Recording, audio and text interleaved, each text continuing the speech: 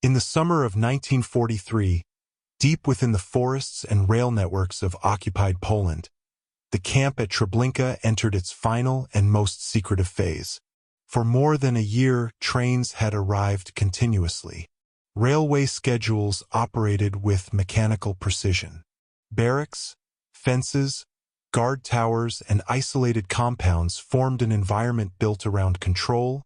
transport, and destruction. Yet, by the final months of the camp's existence, the atmosphere surrounding Treblinka began to change. The sound of construction slowly gave way to demolition. Sections of the camp disappeared behind fences and guarded work details. Buildings were dismantled. Records were destroyed. Ashes and debris were moved across the landscape. What had once been one of the largest killing centers of Operation Reinhard was gradually transformed into a site the Nazi administration hoped would vanish entirely from history. Inside Treblinka, prisoners forced into labor witnessed an environment shifting from constant operation toward systematic erasure. Familiar routines changed. Industrial movement slowed. New tasks emerged connected not to expansion, but to concealment. At the same time, fear, uncertainty, and growing awareness spread throughout the camp as the war itself began to turn against Germany across Eastern Europe. The final days of Treblinka were not marked by sudden silence alone, but by a deliberate effort to remove evidence, erase structures, and destroy the physical traces of what had happened there. Yet, even as buildings disappeared and the landscape was altered,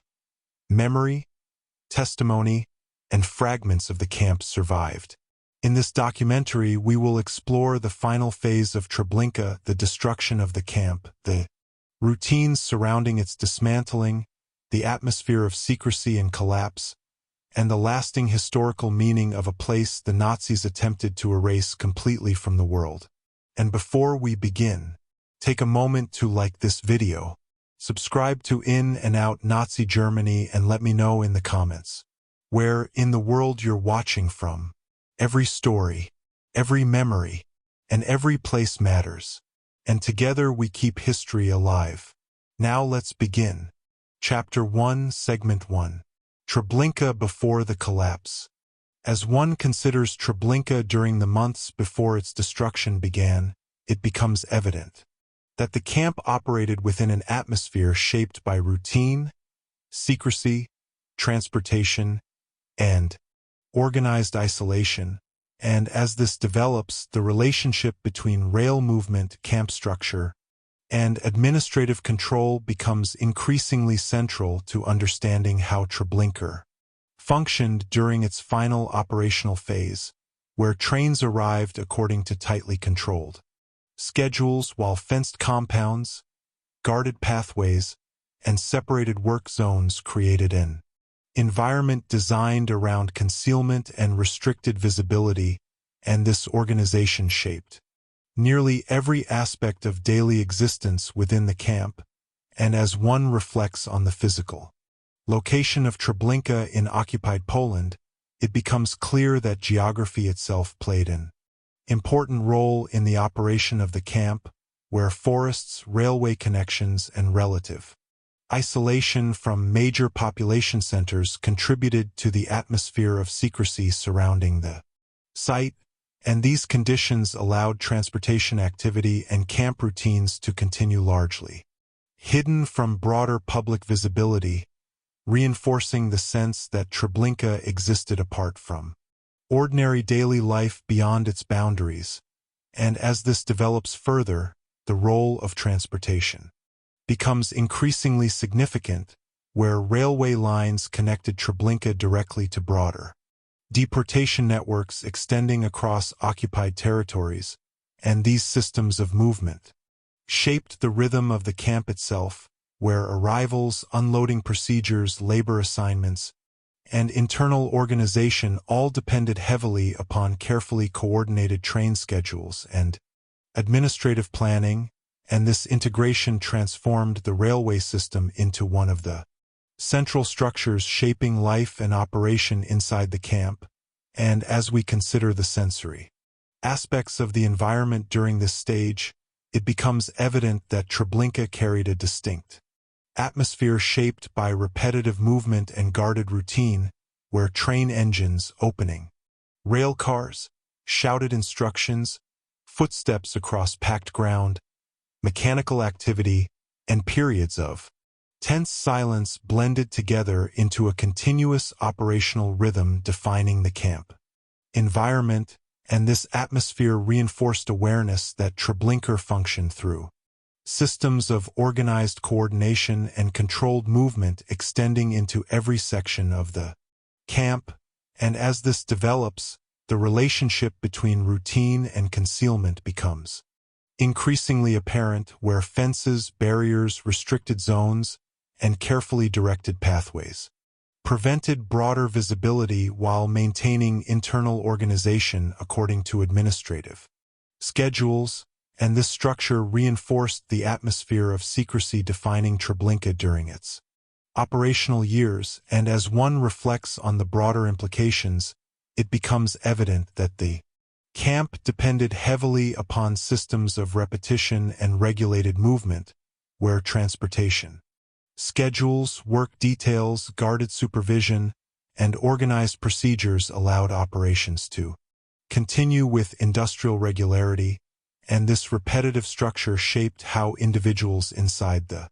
camp experienced time itself, where days became connected through recurring cycles of arrival, labor, waiting, and administrative control, and as this develops further, the role of observation becomes increasingly central, where prisoners forced into labor learn to interpret the environment through careful awareness of routines, movement patterns, guard behavior, and transportation activity, using observation as one of the few ways to understand changes occurring within the camp, and this awareness shaped survival and adaptation within the restrictive environment surrounding them, and as we consider the perspective of those existing inside Treblinka during this final operational phase, it becomes clear that the camp carried an atmosphere of constant motion combined with profound isolation, where transportation systems connected the site to distant regions while the camp itself remained physically separated and heavily guarded within the forested landscape, and this contrast reinforced the broader identity of Treblinka as a place built around secrecy, controlled movement, and administrative concealment. And as this develops, the connection between transportation systems, camp routine, and isolation becomes increasingly interconnected, where each element reinforced the others in maintaining the operation of the camp, and thus Treblinka before its collapse can be understood as an environment defined by repetitive organization, restricted visibility, and the constant rhythm of transportation systems operating within one of the most secretive structures of occupied Poland.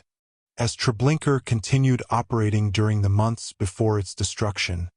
the internal routines and physical structure of the camp increasingly reflected the tension between organized operation and growing awareness that broader wartime conditions were beginning to change across Eastern Europe, and it becomes evident that although the camp continued functioning through strict schedules and established procedures, subtle changes in atmosphere, movement, and administration gradually shaped the environment during this period, and as this develops, the relationship between routine and uncertainty becomes increasingly significant, where familiar systems of transportation, labor organization, and guarded supervision continued daily while signs of strain and instability slowly emerged within the operational structure surrounding the camp, and this coexistence of continuity and tension shaped the atmosphere of Treblinka during its final phase, and as one reflects on the physical layout of the camp, it becomes clear that Treblinka remained highly organized according to principles of separation and controlled visibility, where fenced compounds, restricted pathways, barracks, storage areas, railway platforms, and guarded Zones created an environment in which movement followed carefully directed routes under constant observation, and this arrangement reinforced both administrative efficiency and the atmosphere of concealment surrounding the camp, and as this develops further, the role of labor details becomes increasingly important, where prisoners assigned to work inside the camp perform tasks connected to transportation activity, sorting, maintenance, construction, and internal organization, and these routines exposed them continuously to the repetitive rhythms, shaping Treblinka while also placing them within direct observation of changes unfolding across the environment. And as we consider the sensory aspects of this stage, it becomes evident that Treblinka operated within a highly controlled atmosphere defined by repeated sounds and patterns, where trains arriving through forested rail lines, commands echoing across compounds, movement between guarded zones, footsteps of labor groups, and mechanical activity created a repetitive operational rhythm that shaped daily perception of the camp itself. And this atmosphere reinforced awareness that every section of the environment functioned according to systems of centralized organization and restricted movement, and as this develops, the relationship between isolation and awareness becomes increasingly apparent, where the physical separation of Treblinka within wooded surroundings contributed to the secrecy of the camp while simultaneously intensifying the sense of confinement experienced by those inside it. And this isolation shaped psychological perception by limiting connection to the outside world while emphasizing dependence upon observation of internal routines and changes. And as one reflects on the broader implications, it becomes evident that Treblinka depended upon maintaining the appearance of controlled stability despite the changing conditions of the war surrounding it, where transportation systems, labor organization, and guarded administration continued operating according to established procedures, even as growing military pressure and political uncertainty spread across occupied territories, and this tension contributed to the atmosphere defining the camp during its final operational period. And as this develops further, the role of secrecy becomes increasingly interconnected with routine itself, where ordinary daily procedures simultaneously functioned as mechanisms of concealment designed to limit visibility and preserve administrative control over the environment, and this integration reinforced the broader operational identity of Treblinka as a camp organized around restricted knowledge and tightly managed movement. And as we consider the perspective of prisoners living within these conditions, it becomes clear that awareness of subtle changes in transportation activity, labor assignments, guard behavior, and camp routines became increasingly important during this period, where observation served as one of the only ways to interpret the uncertain future of the camp and the systems surrounding it. And this awareness contributed to the psychological atmosphere of tension defining Treblinka before its destruction began, and as this develops, the connection between secrecy, routine, and growing instability becomes increasingly interconnected, where each element reinforced the others in shaping the final operational phase of the camp, and thus Treblinka before the collapse can be understood as an environment where systems of transportation, concealment, and administrative organization continued functioning within an atmosphere increasingly marked by uncertainty, isolation, and the first visible signs of approaching change. Chapter 1, Segment 2. The Prisoner Revolt and the Beginning of Destruction. As one considers the turning point that altered the final history of Treblinka, the Prisoner Revolt of August 1943 emerges as one of the most significant moments within the camp's existence, and it becomes evident that the uprising did not occur suddenly or without preparation, but developed gradually within an environment shaped by secrecy, observation, labor routines, and growing awareness among prisoners that the future of the camp itself was becoming increasingly uncertain, and as this develops, the relationship between routine and resistance becomes increasingly clear, where the same systems of labor organization, guarded movement, and repetitive schedules that structured daily life inside Treblinka also created limited opportunities for observation, communication, and planning among prisoners forced to work within the camp. And this awareness slowly contributed to the conditions that made organized resistance possible. And as one reflects on the atmosphere inside Treblinka during the months leading toward the revolt, it becomes clear that prisoners working within the camp had become deeply familiar with the rhythms of transportation activity, guard routines, storage areas, and internal organization, where repeated exposure to the operational structure allowed individuals to interpret patterns and recognize moments when supervision might briefly weaken, and this knowledge shaped the planning that later unfolded within the camp environment. And as this develops further, the role of secrecy becomes increasingly significant, where communication among prisoners had to occur carefully within an atmosphere defined by constant surveillance and restricted movement, and this environment forced resistance planning to remain fragmented, cautious, and dependent upon trust, built gradually within the highly controlled structure surrounding the camp. And as we consider the sensory aspects of this stage, it becomes evident that Treblinka before the uprising remained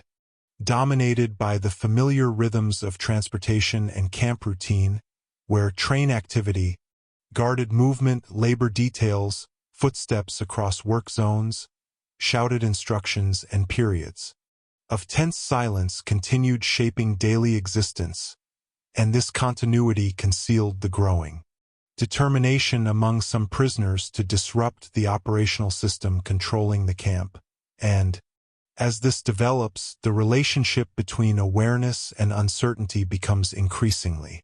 apparent, where prisoners understood that Treblinka itself might not continue operating indefinitely, and this growing awareness contributed to the atmosphere surrounding the revolt by creating a sense that the existing structure of the camp was beginning to shift beneath the appearance of ordinary routine. And as one reflects on the broader implications, it becomes evident that the revolt represented more than an isolated act of resistance alone, functioning instead as a response shaped directly by the camp's environment of repetitive organization, restricted visibility, and continuous observation, where knowledge gained through forced labor inside the camp became one of the few available tools for challenging the system itself. And this connection between routine and resistance remains central to understanding the uprising at Treblinka. And as this develops further, the physical structure of the camp becomes increasingly important, where fences, storage areas, workshops, guard towers, and transportation routes all influenced how prisoners planned movement and escape within the limited possibilities available inside the camp. And this environment shaped the events of the revolt through its organization and restrictions. And as we consider the perspective of prisoners involved in the uprising, it becomes clear that the revolt unfolded within an atmosphere of uncertainty, urgency, and profound awareness of the risks surrounding any attempt to disrupt the camp's operation. And this atmosphere contributed to the intensity of the moment itself, where ordinary routines suddenly transformed into open resistance against the administrative structure governing Treblinka. And as this develops, the connection between labor systems, observation, and resistance becomes increasingly interconnected, where each element shaped the conditions leading toward the revolt. And thus, the uprising at Treblinka can be understood as a moment emerging directly from the camp's internal routines and structures, where prisoners used their knowledge of the environment to challenge one of the most secretive and tightly controlled camps in occupied Poland. As the revolt at Treblinka unfolded during the summer of 1943, the atmosphere of the camp changed rapidly from one of repetitive operational routine into one marked by confusion, movement, fire, and growing instability, and it becomes evident that the uprising represented not only an act of resistance but also the beginning of a broader transformation within the camp itself, where the structures of control and secrecy surrounding Treblinka were suddenly disrupted in ways that exposed the vulnerability of a system previously designed to appear permanent and tightly organized. And as this develops, the relationship between destruction and collapse becomes increasingly significant, where the revolt created conditions that accelerated the dismantling and eventual disappearance of the camp, linking the uprising directly to the final phase of Treblinka's history. And as one reflects on the physical environment during the revolt, it becomes clear that the camp's organization shaped both the possibilities and limitations of resistance, where fences, guard towers, workshops, storage areas, railway zones, and internal compounds became spaces through which movement unfolded under conditions of urgency and uncertainty. And this environment transformed familiar pathways and work areas into locations of disruption and escape attempts. And as this develops further, the role of fire becomes increasingly important, where buildings and storage sections within the camp were set ablaze during the uprising, creating visible signs of disorder within an environment previously defined by controlled movement and administrative concealment. And these fires altered the atmosphere of Treblinka by replacing repetitive industrial rhythm with smoke, confusion, and visible destruction spreading across sections of the camp. And as we consider the sensory aspects of this stage, it becomes evident that the revolt shattered the ordinary operational sounds defining Treblinka, where the familiar rhythm of commands, labor movement, and transportation activity gave way to alarm, rapid motion, gunfire, fire spreading through structures, and the chaos of attempted escape. And this sudden transformation marked one of the few moments in the history of the camp when the established systems of routine and supervision broke apart publicly and visibly. And as this develops, the relationship between escape and uncertainty becomes increasingly apparent, where prisoners attempting to flee the camp moved through surrounding fields,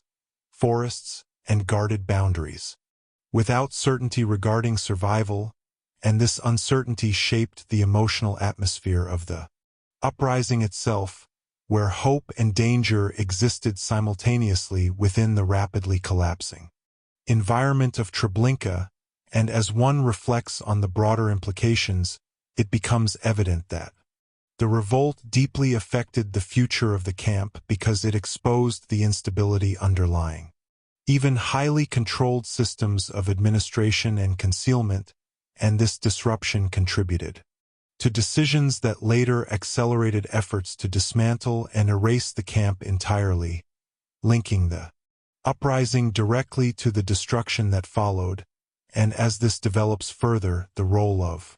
observation becomes increasingly central, where prisoners and guards alike reacted to changing conditions within the camp through immediate awareness of fire, movement, collapsing routines, and disrupted authority. And this atmosphere of sudden instability transformed Treblinka from a place of repetitive operational order into an environment defined by uncertainty and visible breakdown. And as we consider the perspective of those experiencing the revolt from inside the camp, it becomes clear that the uprising marked a profound shift in the psychological atmosphere surrounding Treblinka, where the ordinary structures of secrecy and controlled routine no longer appeared entirely stable or permanent. And this realization shaped the final phase of the camp's existence moving forward, And as this develops, the connection between resistance, destruction, and the collapse of operational order becomes increasingly interconnected, where each element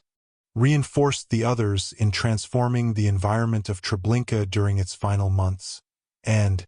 thus, the revolt at Treblinka can be understood not only as an act of resistance but also as the moment when the camp itself began visibly moving toward destruction, instability, and eventual disappearance from the landscape of occupied Poland. Chapter 1, Segment 3. The decision to erase Treblinka. As one considers the period following the prisoner revolt at Treblinka, it becomes evident that the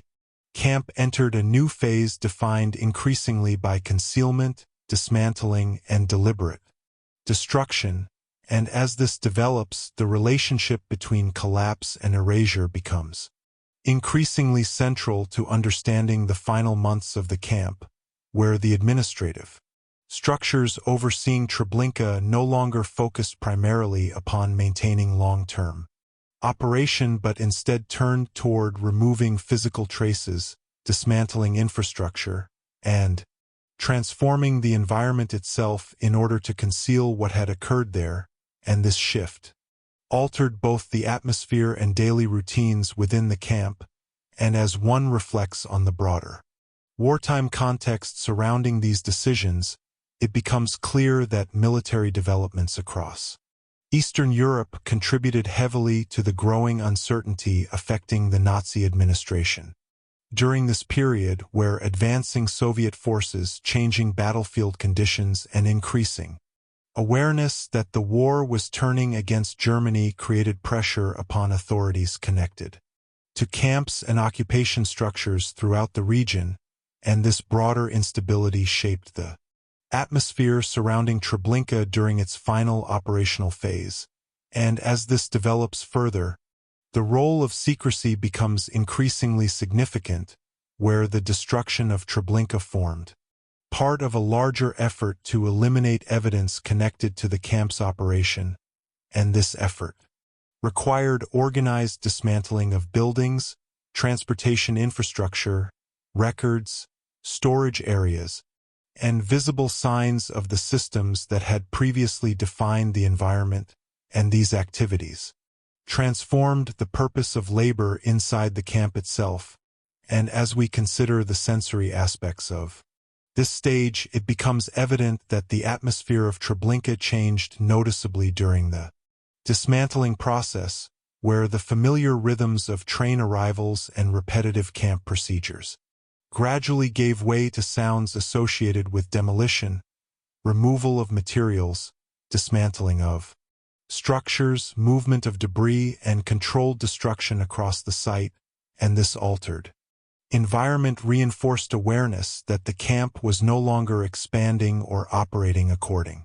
to earlier routines but was instead entering a stage focused upon disappearance and concealment. And as this develops, the relationship between labor and erasure becomes increasingly apparent, where prisoners forced to remain inside the camp were assigned tasks connected to dismantling buildings, removing traces of operation, leveling sections of the site, and transforming the physical appearance of the environment itself, and this reversal of purpose shaped the atmosphere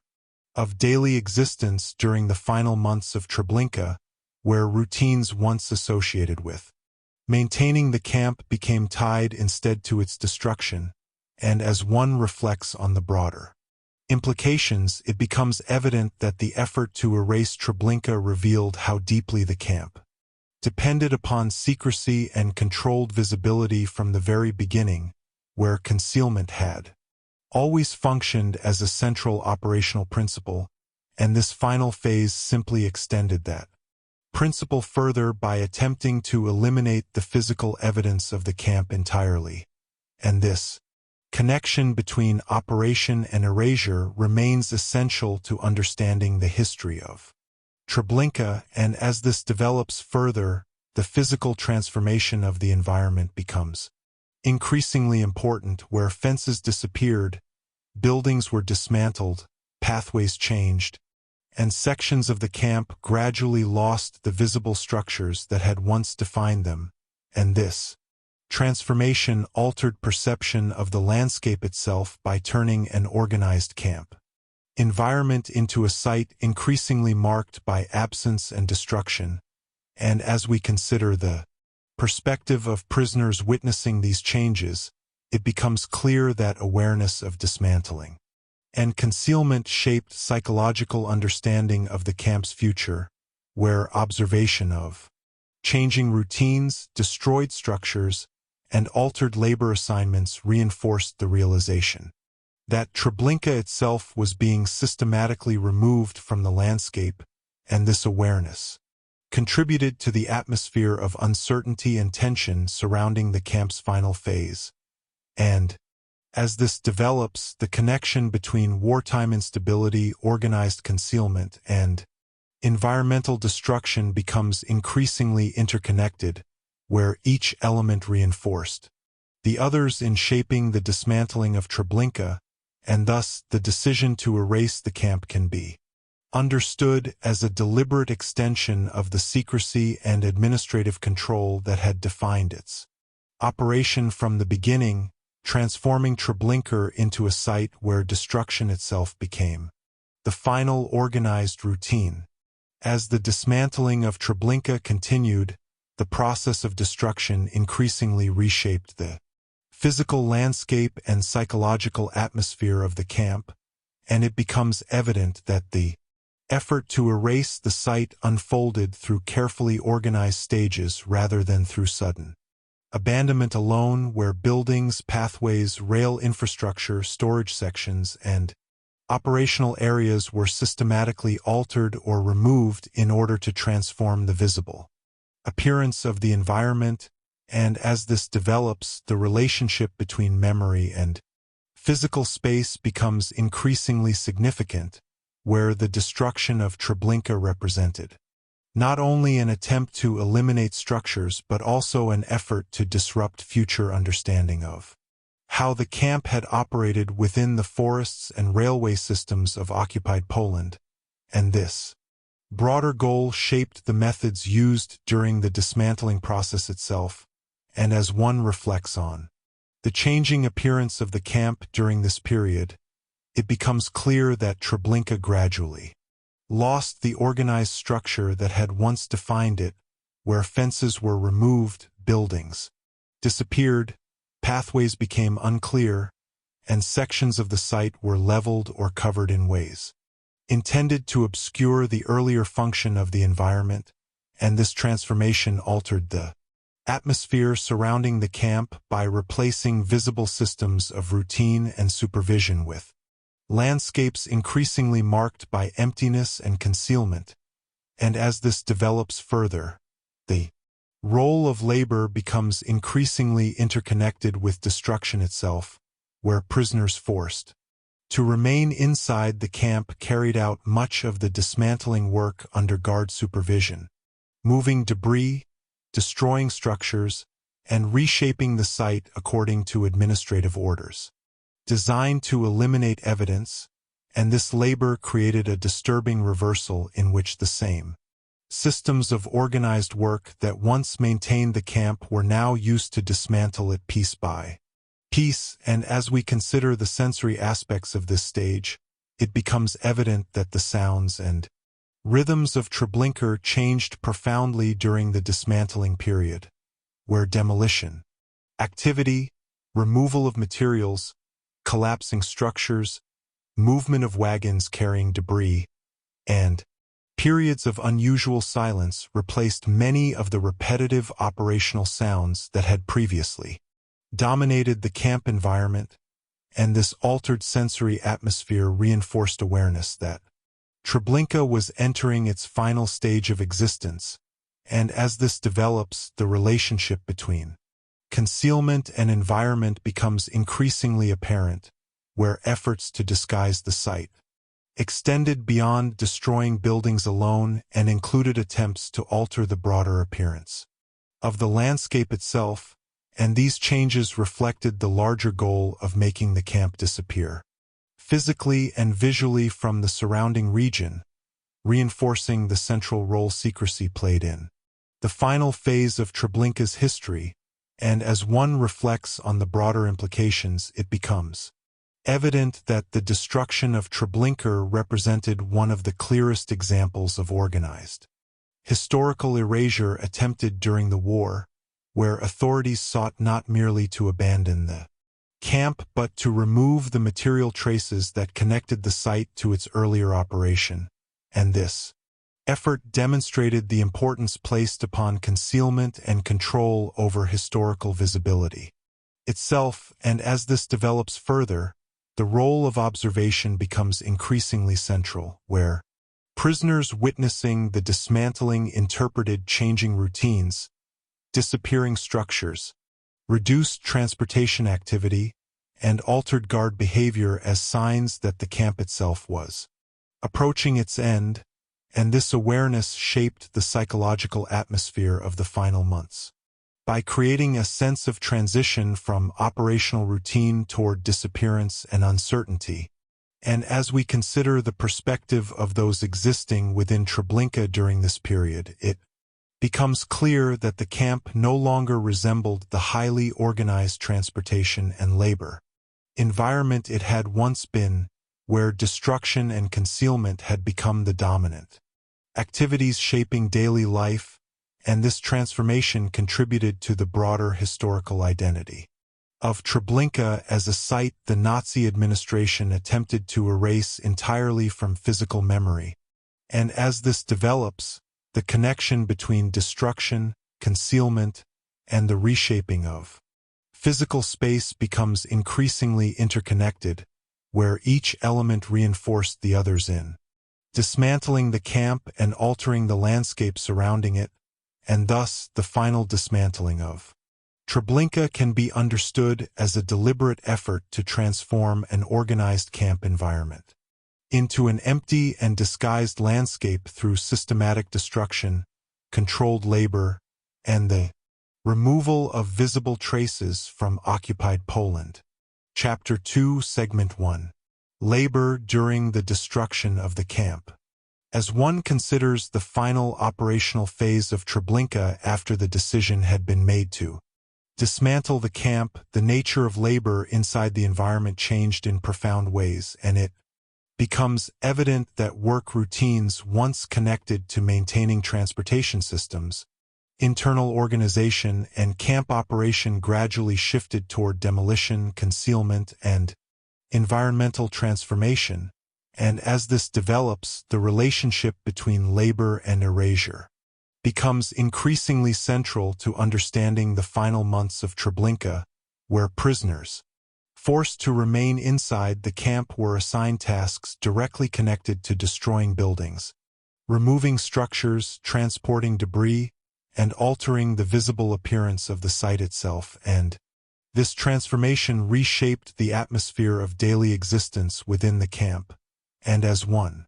reflects on the physical environment during this period, it becomes clear that Treblinka no longer functioned according to the repetitive rhythms that had previously defined its operation, where transportation activity declined, familiar pathways disappeared, sections of fencing were dismantled, and work details moved increasingly through areas marked by destruction and removal rather than maintenance and expansion, and this altered landscape reinforced awareness that the camp itself was entering its final stage of existence, and as this develops further, the role of organized labor details becomes increasingly significant, where groups of prisoners worked under guard supervision carrying out systematic demolition tasks according to tightly controlled schedules, and these routines reflected the same administrative structure and coordination that had once governed the camp's operation, except now directed toward eliminating physical traces rather than sustaining them, and as we consider the sensory aspects of this stage, it becomes evident that the atmosphere of Treblinka changed dramatically during the dismantling process, where sounds of demolition, collapsing structures, movement of materials, breaking wood, transport wagons, and unusual periods of silence replaced many of the operational sounds. Associated with trains, organized arrivals, and earlier camp routines, and this sensory transformation contributed strongly to the psychological atmosphere surrounding the final phase of the camp, reinforcing the sense that Treblinka was being systematically erased from the landscape. And as this develops, the relationship between labor and observation becomes increasingly apparent, where prisoners performing dismantling work witnessed the disappearance of structures that had once shaped daily existence inside the camp, including barracks, fences, storage areas, pathways, and operational compounds, and this direct observation of destruction shaped awareness of the camp's changing purpose during its final months. And as one reflects on the broader implications, it becomes evident that the labor carried out during the dismantling of Treblinka revealed how deeply organized systems of work and administration remained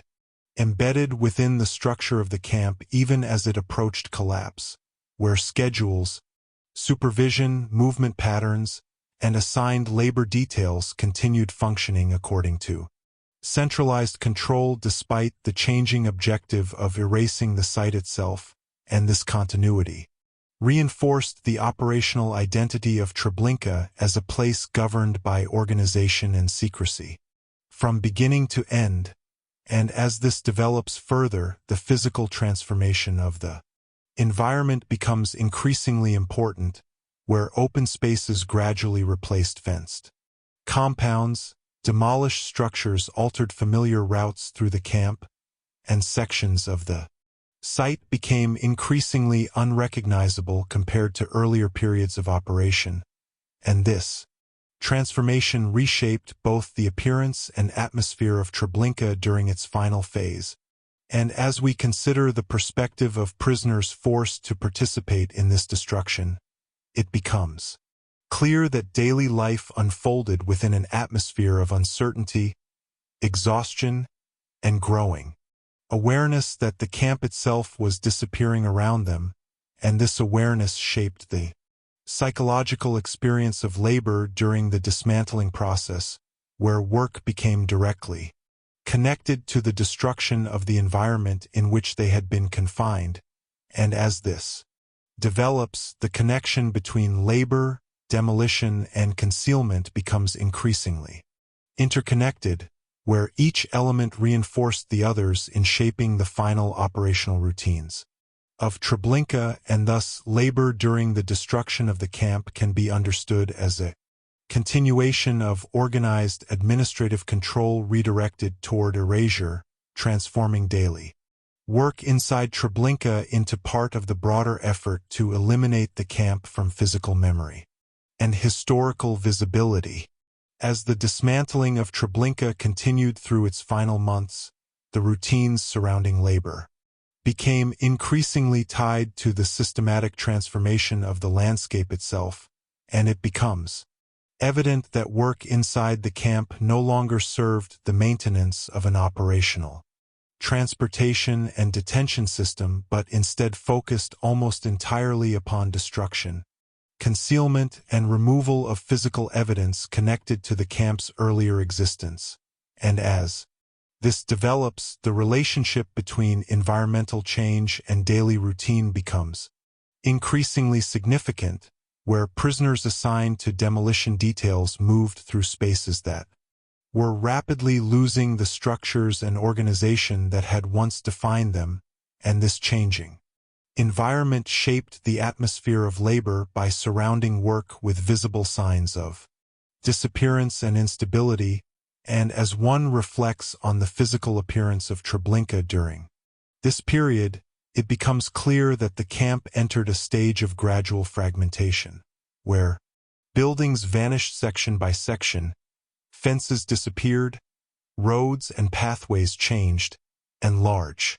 areas of the site became open ground marked by debris, dismantled materials, and partially erased traces of earlier operation. And this transformation altered how prisoners experienced movement through the camp because familiar landmarks and organized boundaries steadily disappeared from the environment, and as this develops further, the role of supervision becomes increasingly important, where guards continued directing labor details through strict routines and controlled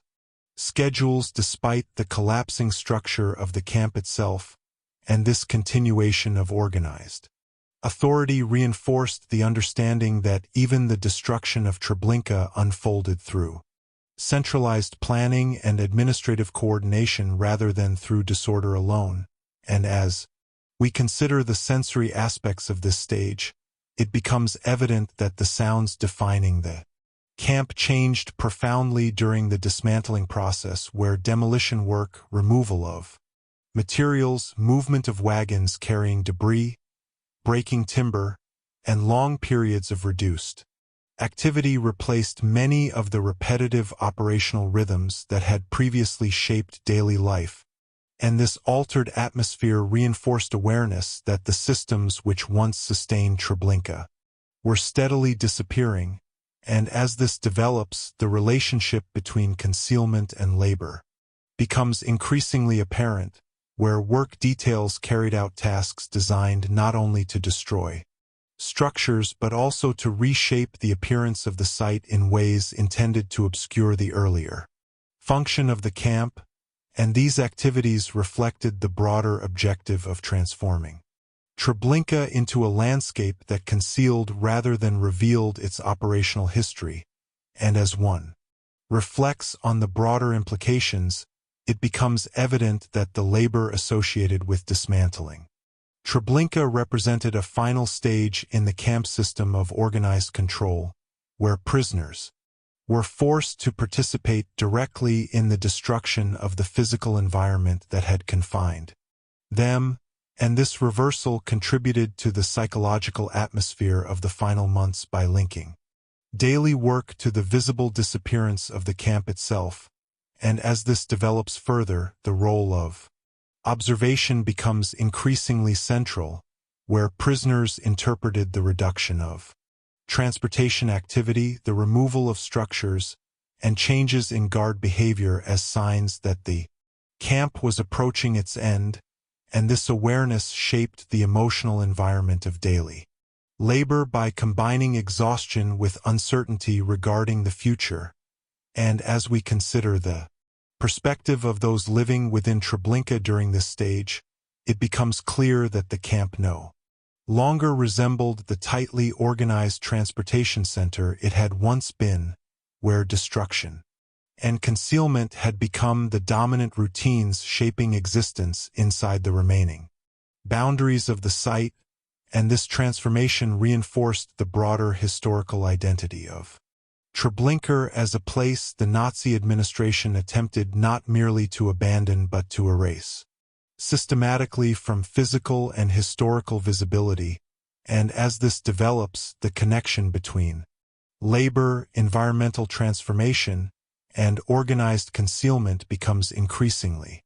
interconnected, where each element reinforced the others in shaping the final months of the camp. And thus, the labor carried out during the destruction of Treblinka can be understood as part of a deliberate administrative effort to dismantle the structures, routines, and visible traces of one of the most secretive camps in occupied Poland through controlled demolition, supervised labor, and the gradual transformation of the landscape itself. Chapter 2, Segment 2. The Changing Landscape of Treblinka. As one considers the physical transformation of Treblinka during its final months, the changing landscape of the camp emerges as one of the most revealing aspects of the dismantling process, and it becomes evident that the destruction of Treblinka unfolded not only through the removal of structures but through the deliberate reshaping of the environment itself, where roads, compounds, work zones, fences, and operational areas gradually disappeared beneath systematic efforts to erase the visible identity of the camp from the surrounding region, and as this develops, the relationship between landscape and concealment becomes increasingly central to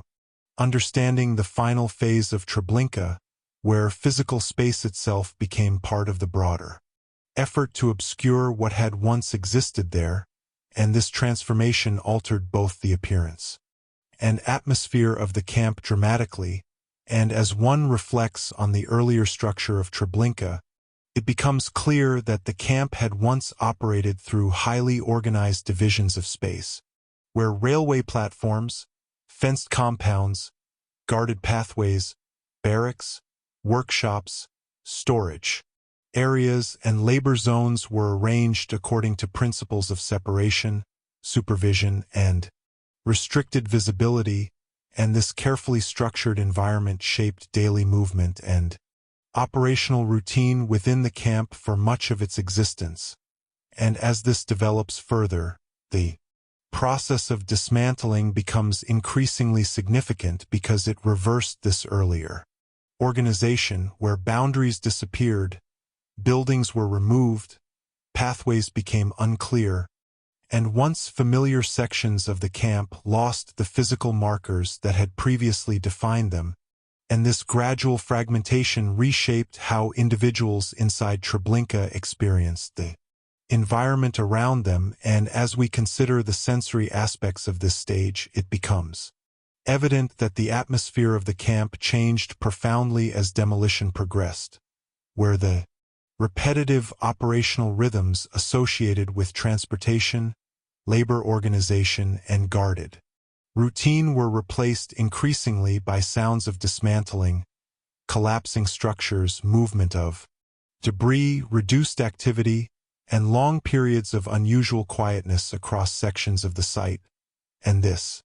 altered sensory environment reinforced awareness that Treblinka was no longer functioning according to its earlier purpose, but was instead moving steadily toward disappearance. And as this develops, the role of natural surroundings becomes increasingly apparent, where forests, open ground, weather, and the landscape beyond the camp gradually regained visibility as fences and structures were removed, and this changing relationship between the camp and its surrounding environment contributed strongly to the atmosphere of the final months, where isolation and concealment became tied directly to the reshaping of physical space itself. And as one reflects on the broader implications, it becomes evident that the destruction of Treblinka represented not only the dismantling of a camp, but the deliberate transformation of an entire landscape in order to conceal organized systems of transportation, confinement, and operation that had once dominated the site. And this environmental erasure demonstrated how physical space could be manipulated as part of broader efforts to control historical visibility and memory. And as this develops further, the role of labor within the changing landscape becomes increasingly interconnected, where prisoners, forced to dismantle structures, moved daily through spaces that were rapidly becoming unfamiliar and fragmented, and this direct participation in reshaping the camp contributed to the psychological atmosphere of uncertainty defining the final phase of Treblinka. And as we consider the perspective of those witnessing these changes, it becomes clear that the environment itself appeared unstable and transitional, where ordinary routes disappeared, structures collapsed, and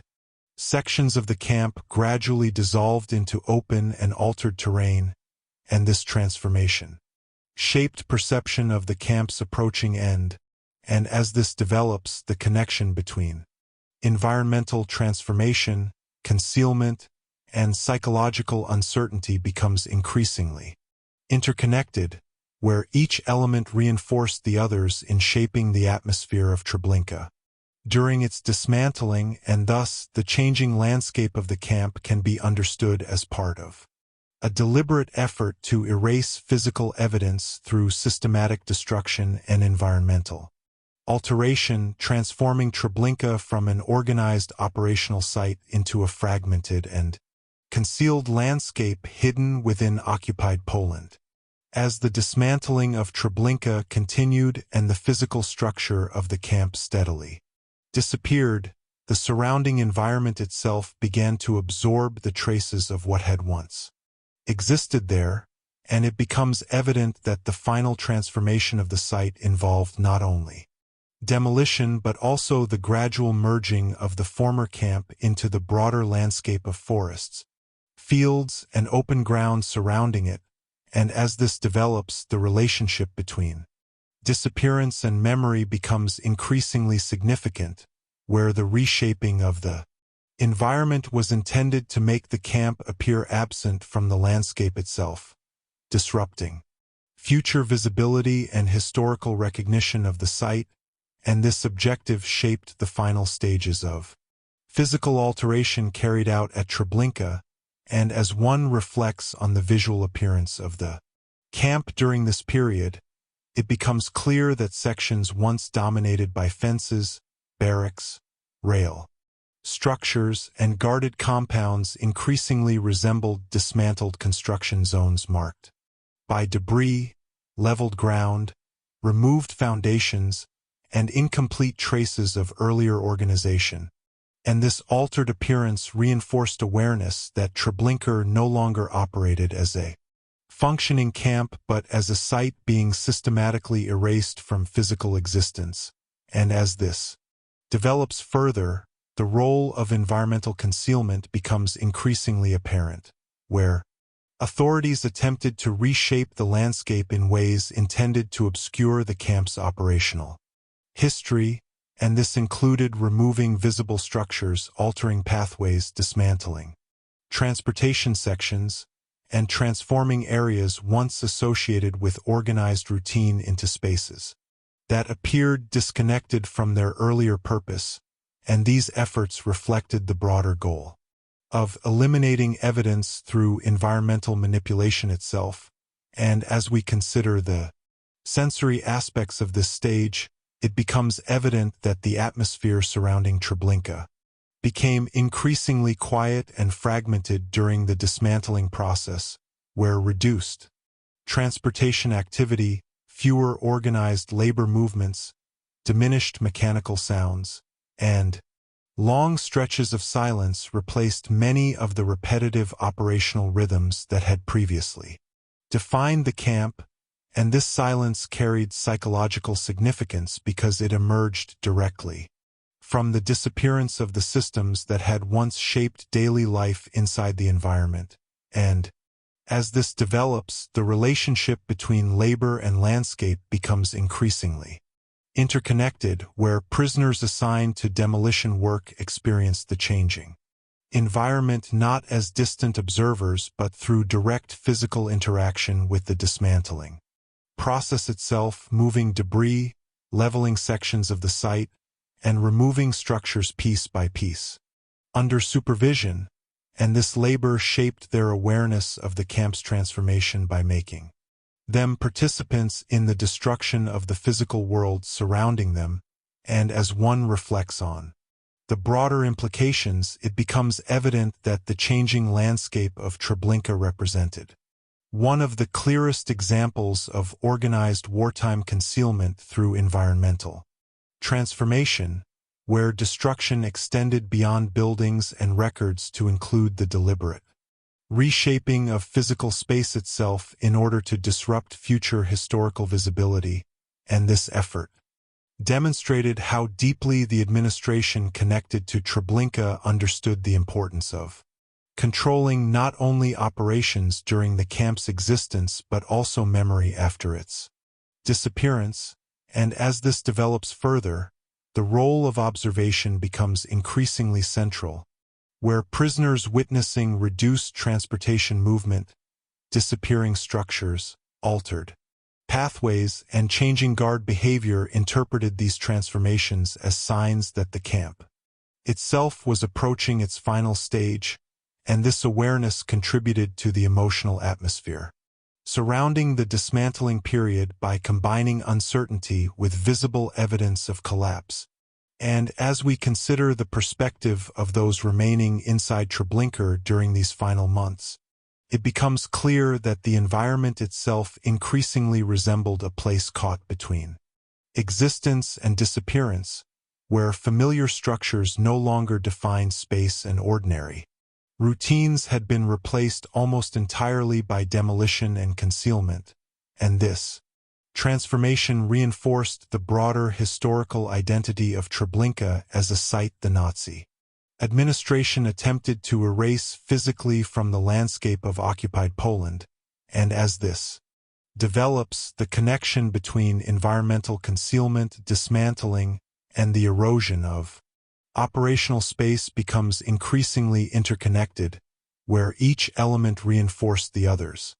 In shaping the final appearance of the camp, and thus the changing landscape of Treblinka can be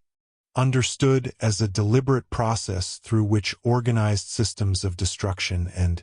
concealment transformed a once highly structured camp environment into an altered and fragmented landscape intended to hide the traces of its existence from future memory. Chapter 2, Segment 3: Secrecy, Silence, and the Atmosphere of the Final Months. As one considers Treblinka during the final period before its disappearance, the atmosphere of secrecy surrounding the camp becomes even more pronounced than during its earlier operational years, and it becomes evident that the process of dismantling and concealment transformed the environment into a place increasingly defined by silence, restricted movement, and uncertainty, where the familiar routines of transportation and organized activity gradually gave way to an atmosphere shaped by demolition, reduced visibility, and controlled isolation. And as this develops, the relationship between secrecy and disappearance becomes increasingly central to understanding the final months of Treblinka, where authorities attempted not only to destroy the physical structures of the camp but also to limit future knowledge regarding its operation and existence, and this objective shaped daily routines, labor assignments, and the physical transformation of the environment itself. And as one reflects on the isolated location of Treblinka within the forests of occupied Poland, it becomes clear that geography continued to support the atmosphere of concealment surrounding the camp even during its dismantling phase, where wooded surroundings, guarded roads, restricted railway access, and limited outside visibility reinforced the sense that Treblinka existed apart from ordinary life beyond its boundaries, and this isolation contributed heavily to the psychological atmosphere experienced by those remaining inside the camp. And as this develops further, the role of silence becomes increasingly significant, where the reduction of transportation activity and the disappearance of many operational routines altered the sensory environment profoundly, and long periods of unusual quietness began replacing the repetitive rhythms that had once dominated daily life inside the camp. And this silence carried emotional weight because it emerged alongside visible destruction and growing uncertainty regarding the future. And as we consider the sensory aspects of this stage,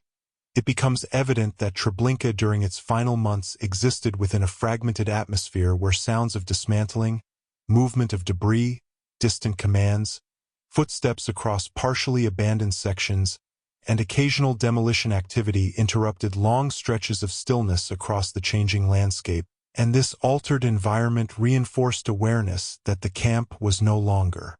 functioning according to its earlier operational identity. And as this develops, the relationship between observation and uncertainty becomes increasingly apparent, where prisoners forced to remain inside the camp relied heavily upon interpreting subtle changes in guard behavior, labor assignments, transportation movement, and environmental transformation in order to understand what was unfolding around them. And this dependence upon observation shaped the psychological experience of the final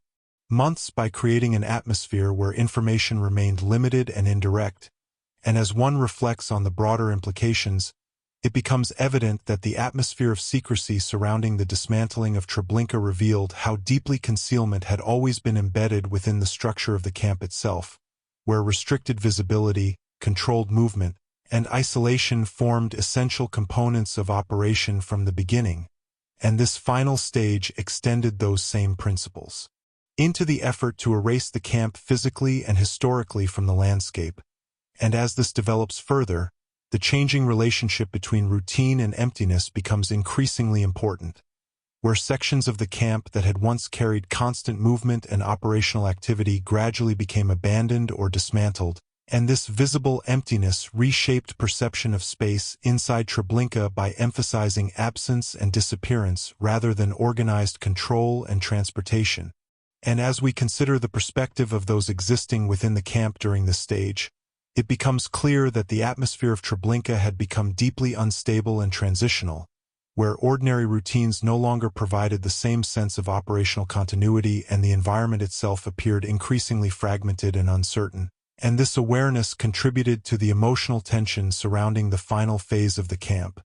And as this develops, the connection between secrecy, silence, and environmental disappearance becomes increasingly interconnected, where each element reinforced the others in shaping the atmosphere of Treblinka during its dismantling. And thus, the final months of the camp can be understood as a period in which secrecy and concealment intensified through silence, isolation, and the gradual disappearance of the structures and routines that had once defined one of the most secretive camps in occupied Poland. As the dismantling of Treblinka moved closer toward completion, the atmosphere inside the camp became increasingly dominated by silence, uncertainty, and the visible erosion of operational structure.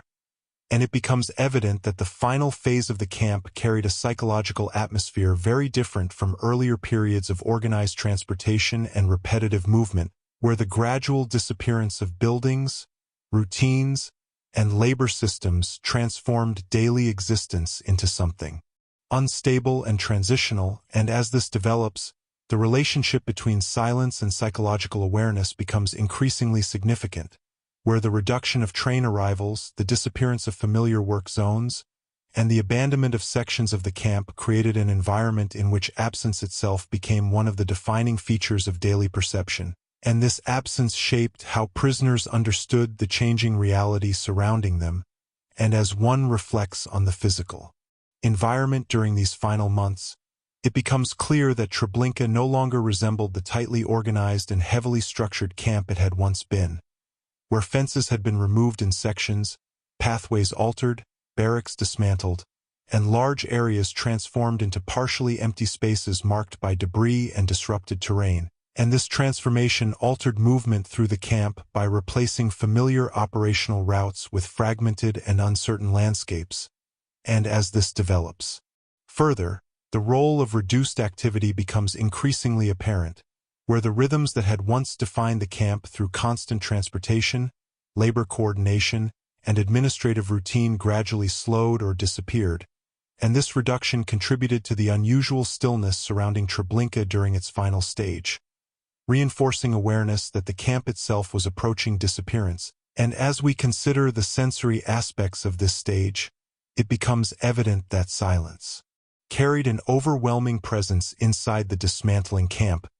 where long periods without transportation activity or organized movement were interrupted only by isolated sounds of demolition, distant commands, footsteps across empty sections, or the movement of small labor groups carrying debris through altered pathways. And this sensory environment reinforced the emotional atmosphere of uncertainty defining the final months. And as this develops, the relationship between secrecy and historical erasure becomes increasingly interconnected, where the destruction of structures and reduction of visible activity work together to transform Treblinka into a site intended to leave as little trace as possible within the surrounding landscape. And this deliberate concealment reflected the broader effort to control not only the physical environment but also future understanding of what had occurred there. And as one reflects on the broader implications, it becomes evident that the atmosphere of the final months revealed how systems of organized concealment can reshape both physical space and psychological experience, where silence, restricted visibility, and fragmented routines became tools within the larger effort to erase Treblinka from memory and observation. And this transformation altered the meaning of daily existence within the camp by replacing operational repetition with uncertainty and disappearance. And as this develops further, the role of observation becomes increasingly central, where prisoners interpreted changes in guard behavior, reduced supervision in certain areas, declining transportation movement, and the dismantling of operational structures as signs that the environment around them was collapsing.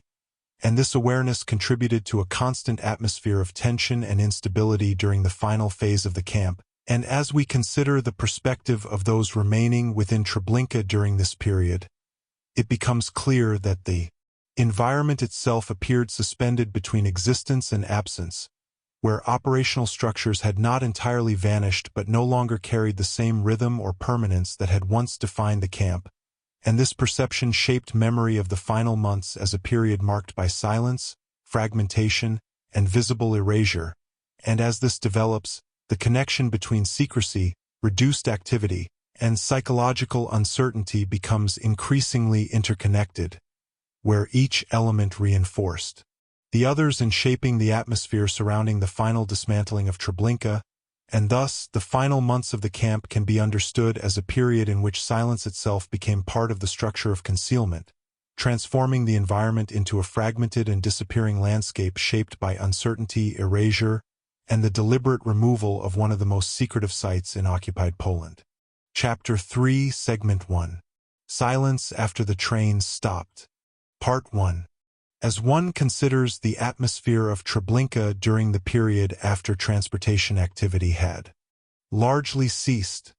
the silence that settled over the camp emerges as one of the most striking transformations shaping its final existence, and it becomes evident that this silence carried meaning far beyond the simple absence of sound,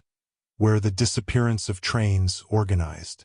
arrivals, repetitive commands, and continuous operational movement altered the psychological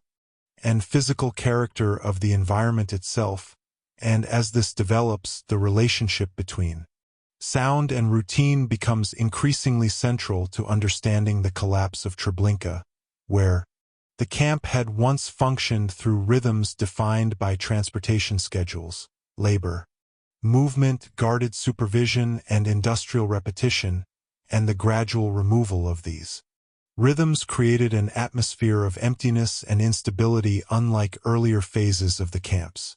operation. And as one reflects on the importance of the railway system to Treblinka, it becomes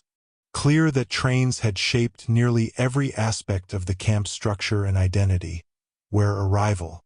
schedules determined labor routines, guarded movement, unloading procedures, and the organization of internal activity throughout the site, and this dependence upon transportation made the reduction and eventual absence of train movement one of the clearest signs that the operational structure of the camp itself was collapsing. And as this develops further, the physical environment becomes increasingly significant, where railway tracks, loading areas, platforms, storage zones, and surrounding pathways remained visible even as the activity once associated with them began disappearing, and this contrast between preserved infrastructure and reduced movement contributed strongly to the altered atmosphere surrounding Treblinka during its final months. And as we consider the sensory aspects of this stage, it becomes evident that the silence following the reduction of transportation activity transformed how individuals experienced the environment, where sounds once considered ordinary within the camp, such as train engines, opening rail cars, shouted instructions, footsteps of large arriving groups, and coordinated operational activity became increasingly rare or disappeared entirely, leaving behind long periods of stillness interrupted only by demolition work, distant movement, or isolated commands, and this altered sensory environment reinforced awareness that the camp itself was moving toward disappearance. And as this develops, the relationship between silence and uncertainty becomes increasingly apparent, where the absence of familiar operational rhythms created a psychological atmosphere in which prisoners and guards alike understood that Treblinka no longer functioned according to the systems that had once defined it, and this awareness shaped perception of the camp during its dismantling phase by making the collapse of routine visible through sound itself. And as one reflects on the broader implications, it becomes evident that silence at Treblinka represented more than the end of transportation activity alone, functioning instead as evidence that one of the most secretive and tightly organized camps in occupied Poland was steadily ceasing to operate, and this transformation revealed how deeply routine and repetition had once structured the environment, where the disappearance of sound exposed the collapse of the operational systems underlying the camp's existence, and as this develops further, the role of observation becomes increasingly central, where prisoners forced to remain inside Treblinka interpreted the reduction of train movement, changes in labor assignments, and growing quietness across the site as signs that the camp itself was nearing its final stage, and this awareness contributed to the emotional atmosphere surrounding daily life during the dismantling period. And, as we consider the perspective of those living within Treblinka during this phase, it becomes clear that the silence surrounding the camp carried a profound sense of transition, where the repetitive operational structure that had once dominated the environment no longer appeared permanent or stable, and this realization shaped the psychological character of the camp's final months. And as this develops, the connection between silence, collapsing routine, and the disappearance of operational systems becomes increasingly interconnected, where each element reinforced the others in transforming the atmosphere of Treblinka, and thus the silence that followed the reduction of train activity can be understood as one of the clearest signs that the camp itself was moving steadily toward dismantling, concealment, and erasure from the occupied Polish landscape. As the silence surrounding Treblinka deepened during the dismantling period, the psychological atmosphere inside the camp changed in ways that reflected both the disappearance of operational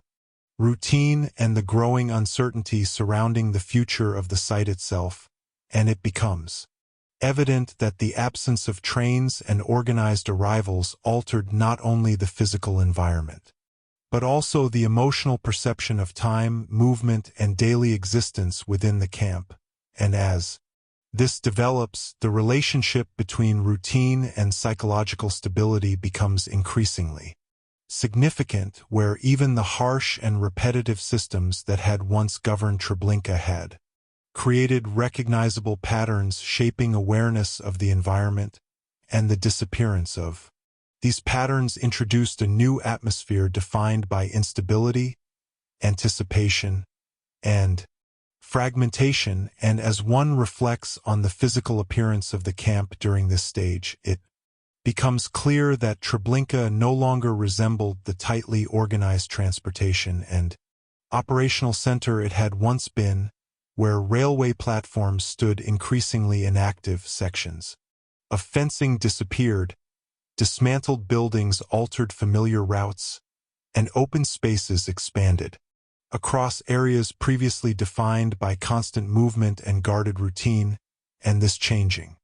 landscape reinforced awareness that the camp itself was dissolving physically before those still forced to remain inside it, and as this develops further, the role of waiting becomes increasingly apparent, where periods of inactivity and silence shaped daily experience in ways different from earlier operational phases of the camp, and these long intervals without major transportation movement or repetitive arrival procedures created a slower and more uncertain rhythm within the environment, where ordinary routines no longer provided the same predictable structure to daily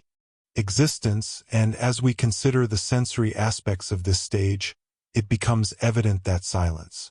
carried an unusual weight inside Treblinka precisely because the camp had once been defined so strongly by repetitive sound and operational movement, where the reduction of trains, commands, labor formations, and large-scale transportation activity created an atmosphere in which even small noises such as footsteps, distant demolition work, shifting materials, or isolated instructions became unusually noticeable within the quietness surrounding the dismantled site. and this altered sensory environment reinforced the sense that Treblinka was entering its final stage of existence. And as this develops, the relationship between isolation and silence becomes increasingly interconnected, where the camp's location within forests and remote railway lines intensified the feeling that Treblinka was gradually disappearing not only operationally but physically from the surrounding world, and this isolation shaped psychological awareness by making the reduction of movement and sound feel even more pronounced within the environment. And as one reflects on the broader implications, it becomes evident that the silence following the collapse of transportation activity revealed how central movement and routine had been to the operation of Treblinka from the beginning, where the camp's identity depended heavily upon constant organization, regulated schedules, and repetitive systems of arrival and labor, and the disappearance of these rhythms exposed the fragile dependence of the camp upon continuous operational coordination, and as this develops further, the role of observation becomes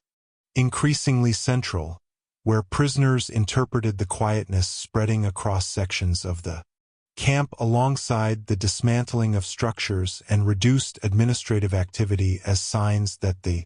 systems surrounding Treblinka were weakening and approaching their end, and this awareness contributed to the atmosphere of uncertainty and emotional tension defining the final months of the camp. And as we consider the perspective of those witnessing this transformation, it becomes clear that silence inside Treblinka did not create peace or relief but instead intensified awareness of collapse, concealment, and disappearance unfolding across the site, and this realization shaped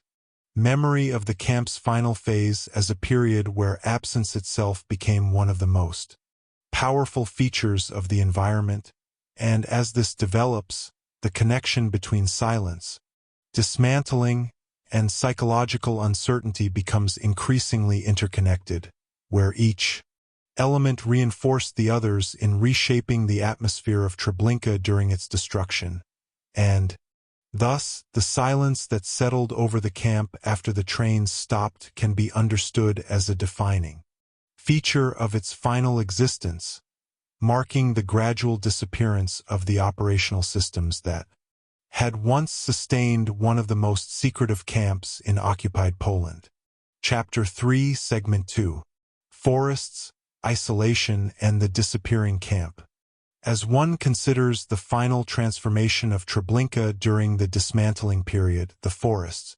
and isolated landscapes surrounding the camp emerge as increasingly important elements shaping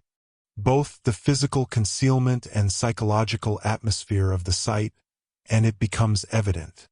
that Treblinka had always depended heavily upon isolation, where dense wooded areas limited public access, railway connections hidden within rural territory, and distance from major urban centers contributed to the secrecy surrounding the camp throughout its operation. And as this develops, the relationship between environment and concealment becomes increasingly central to understanding the final phase of Treblinka, where the same forests and remote geography that had once hidden the camp's daily operation now became part of the broader effort to erase its visible traces from the landscape entirely, and this transformation altered how the camp appeared and was experienced during its final months. And as one reflects on the physical surroundings of Treblinka, it becomes clear that the camp existed within a landscape defined by trees, narrow railway routes, open clearings, and rural terrain, where movement into and out of the site remained tightly controlled and visibility from outside the camp remained limited, and these environmental conditions reinforced the atmosphere of separation surrounding Treblinka from the beginning of its operation, and as this develops further, the process of dismantling becomes increasingly significant because the disappearing structures of the camp gradually allowed the natural surroundings to reclaim visual dominance across the site, where demolished buildings, removed fences, leveled pathways, and open ground altered the balance between constructed space and forest landscape itself, and this environmental shift contributed strongly to the atmosphere of disappearance defining the final phase of Treblinka. And as we consider the sensory aspects of this stage, it becomes evident that the changing environment shaped the sounds and rhythms surrounding the camp in profound ways, where reduced transportation activity, dismantled operational areas, fewer organized labor movements, and expanding silence allowed natural sounds such as wind through trees, distant movement in the forest, weather, and isolated footsteps across open ground to become increasingly noticeable within the environment, and this altered sensory atmosphere reinforced awareness that the camp was losing the operational intensity that had once defined it, and as this develops, the relationship between isolation and uncertainty becomes increasingly apparent, where prisoners forced to remain inside the dismantled camp experienced the surrounding forests not simply as background landscape but as visible reminders of separation from the outside world, and this isolation shaped psychological perception by intensifying awareness of uncertainty regarding the future and the disappearance unfolding around them, and as one reflects on the broader implications, it becomes evident that the forests surrounding Treblinka played a dual role throughout the history of the camp, where they functioned first as natural concealment for ongoing operations and later as part of the effort to obscure physical traces after dismantling began, and this continuity reinforced how deeply secrecy and environmental isolation remained connected to the operation of Treblinka from beginning to end, and as this develops further, the role of labor within the changing landscape becomes increasingly interconnected, where prisoners working on demolition and concealment tasks moved through areas where natural surroundings increasingly blended with dismantled sections of the former camp, and this transformation altered how individuals experienced physical space itself by dissolving the organized boundaries that had once structured daily movement inside Treblinka. And as we consider the perspective of those witnessing these changes, it becomes clear that the camp increasingly appeared unstable and temporary during its final months, where the visible structures of operation faded while forests and open land gradually reclaimed the environment surrounding the site, and this atmosphere contributed to the sense that Treblinka was not simply closing but actively disappearing from the landscape, and as this develops, the connection between forests, concealment, and environmental erasure becomes increasingly interconnected, where each element reinforced the others in shaping the final appearance of the camp, and thus the isolated landscape surrounding Treblinka can be understood as both a tool of secrecy and a participant in the dismantling process itself, helping transform the camp from an organized operational center into a disappearing and concealed space hidden within occupied Poland. As the dismantling of Treblinka continued and the surrounding forests gradually absorbed more of the camp's visible structure, the atmosphere of disappearance deepened across the environment, and it becomes evident that the isolation defining Treblinka throughout its operation became even more pronounced during its final phase, where reduced transportation movement, shrinking operational activity, and expanding silence transformed the camp into a place increasingly separated from the wider wartime world beyond the forested landscape surrounding it. And as this develops, the relationship between environmental isolation and historical concealment becomes increasingly significant, where the remote geography of Treblinka allowed authorities not only to operate the camp in secrecy but also to attempt its erasure with limited visibility from outside observers, and this connection between location and concealment shaped the final transformation of the site itself. And as one reflects on the changing visual appearance of Treblinka during this stage, it becomes clear that the camp steadily lost the recognizable structures and organized divisions that had once defined its operational identity, where open clearings replaced compounds, dismantled foundations interrupted former pathways, and the surrounding forest increasingly dominated the horizon beyond the remaining traces of construction. And this environmental shift reinforced awareness that the camp was dissolving physically into the landscape around it. And as this develops further, the role of weather and seasonal conditions becomes increasingly apparent, where wind, rain, cold air, changing light, and the movement of trees across the isolated terrain contributed to the atmosphere surrounding the dismantled site. And these natural conditions intensified the sense of abandonment and instability shaping the final months of Treblinka by emphasizing the contrast between disappearing human structures and the enduring landscape surrounding them. And as we consider the sensory aspects of this stage, it becomes evident that silence and environmental sound increasingly replaced the mechanical rhythms that had once defined the camp, where the absence of trains, organized arrivals, and repetitive labor formations allowed quieter sounds from the surrounding forests and open terrain to shape perception of the environment. And this transformation altered how prisoners experienced time and movement within the dismantled camp by replacing industrial repetition with long periods of stillness and uncertainty. And as this develops, the relationship between disappearance and psychological awareness becomes increasingly interconnected, where prisoners observing the gradual removal of structures and the growing dominance of the surrounding landscape understood that Treblinka itself was being intentionally absorbed into obscurity. And this awareness contributed to the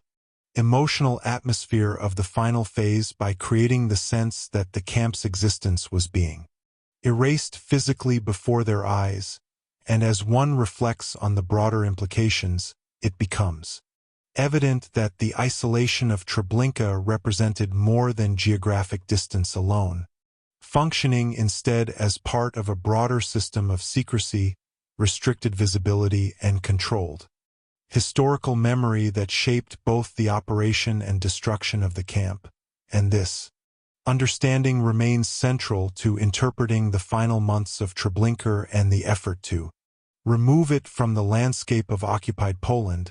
And as this develops further, the role of observation becomes increasingly central, where those remaining inside the camp interpreted the expanding quietness, altered terrain, disappearing structures, and changing routines as evidence that the systems surrounding Treblinka were nearing complete collapse. And this awareness shaped daily existence within the environment by replacing operational repetition with uncertainty and anticipation regarding what would follow the camp's disappearance. And as we consider the perspective of those witnessing the final transformation of the site, it becomes clear that Treblinka increasingly appeared less like an organized camp and more like a fragmented landscape suspended between memory and erasure, where forests, silence, and demolished structures blended together into an atmosphere defined by disappearance itself. And this transformation contributed strongly to the historical identity of Treblinka as a place the Nazi administration attempted to remove physically and visually from history. And as this develops, the connection between forests, isolation, silence, and concealment becomes increasingly interconnected, where each element reinforced the others in shaping the final atmosphere of the dismantled camp. And thus the isolated landscape surrounding Treblinka can be understood as one of the defining features of its final existence, shaping both the physical disappearance of the camp and the atmosphere of secrecy and uncertainty surrounding its destruction. Chapter 3, Segment 3. The final removal of evidence. As one considers the last stage of Treblinka's destruction, the systematic removal of evidence emerges as one of the defining objectives shaping the final routines and atmosphere of the camp, and it becomes evident that the dismantling process extended far beyond the demolition of buildings alone, where transportation infrastructure, operational pathways, storage sections, records, and visible traces connected to the camp's earlier function were targeted for removal in an organized effort to conceal the history of the site itself, and as this develops, the relationship between destruction and historical visibility becomes increasingly central to understanding the final phase of Treblinka, where the administration overseeing the camp attempted not simply to abandon the environment but to transform it into a landscape disconnected from its previous operational identity, and this effort shaped nearly every activity carried out during the dismantling period. And as one reflects on the physical structure of the camp before destruction intensified, it becomes clear that Treblinka had once depended upon highly organized spatial systems, where railway sidings, unloading areas, fences, pathways, work zones, barracks, and guarded compounds function together according to strict routines of transportation and supervision, and these structures created the operational framework through which the camp had existed, and as this develops further, the process of erasure becomes increasingly significant because it focused directly upon dismantling these visible systems of organization piece by piece, removing the physical markers that connected the landscape to the camp's earlier routines and purpose, and this gradual disappearance reshaped both the environment and the atmosphere surrounding the site. And as we consider the sensory aspects of this stage, it becomes evident that Treblinka during the final removal of evidence carried an atmosphere defined by fragmentation and diminishing activity, where sounds of demolition, dismantled materials being transported away, collapsing structures, isolated labor details, and long periods of silence replaced the repetitive operational rhythms that had once shaped daily existence inside the camp, and this altered sensory environment reinforced awareness that the systems sustaining Treblinka were steadily disappearing, and as this develops, the relationship between labor and concealment becomes increasingly apparent, where prisoners forced to remain inside the camp performed much of the physical work connected to dismantling and removal, carrying debris, disassembling structures, leveling ground, and transforming operational areas into spaces intended to appear ordinary or unremarkable within the surrounding rural landscape, and this labor directly linked daily routine to the process of historical concealment itself, and as one reflects on the broader implications, it becomes evident that the effort to remove evidence at Treblinka revealed how deeply the administration connected to the camp understood the importance of controlling physical memory and historical visibility, where destroying records and dismantling structures became part of a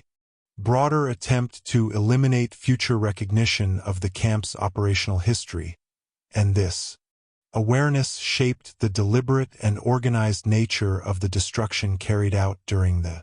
final months, and as this develops further, the role of transportation infrastructure becomes increasingly important, where railway sections, loading zones, and pathways once central to the operation of Treblinka were altered, dismantled, or abandoned as part of the concealment process, and this transformation reflected the broader collapse of the transportation systems that had once connected the camp to wider deportation networks across occupied Europe. And as we consider the perspective of prisoners witnessing these changes, it becomes clear that the gradual disappearance of familiar structures and operational areas contributed to a psychological atmosphere marked by uncertainty and awareness that the camp itself was being erased from the landscape around them, and this realization shaped daily existence during the dismantling process, where labor became directly associated with the destruction of the environment that had defined their confinement, and as this develops, the connection between demolition, concealment, and the erosion of operational space becomes increasingly interconnected, where each element reinforced the others in transforming Treblinka from an organized camp into a fragmented and disappearing landscape, and thus the final removal of evidence at Treblinka can be understood as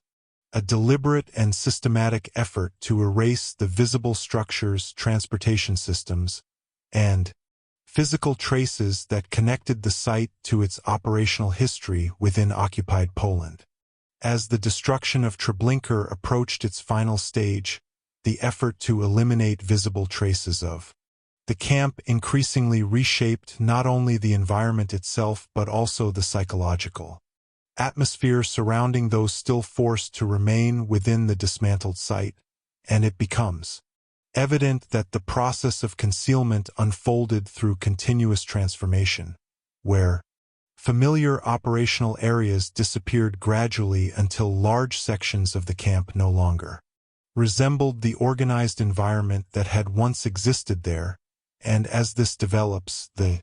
relationship between absence and memory becomes increasingly significant, where the disappearance of buildings, pathways, fences, and transportation structures created an atmosphere in which the camp seemed to dissolve physically into the surrounding landscape even while its recent operational history remained deeply present in the awareness of those witnessing its destruction, and this tension shaped the final experience of Treblinka during its dismantling period, and as one reflects on the visual appearance of the site during this stage, it becomes clear that the environment carried signs of both deliberate alteration and incomplete disappearance, where cleared areas, dismantled foundations, scattered debris, altered ground, and partially erased routes revealed evidence of organized destruction while simultaneously obscuring the earlier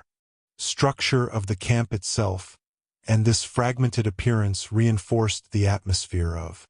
transition and concealment defining the final months of Treblinka, and as this develops further,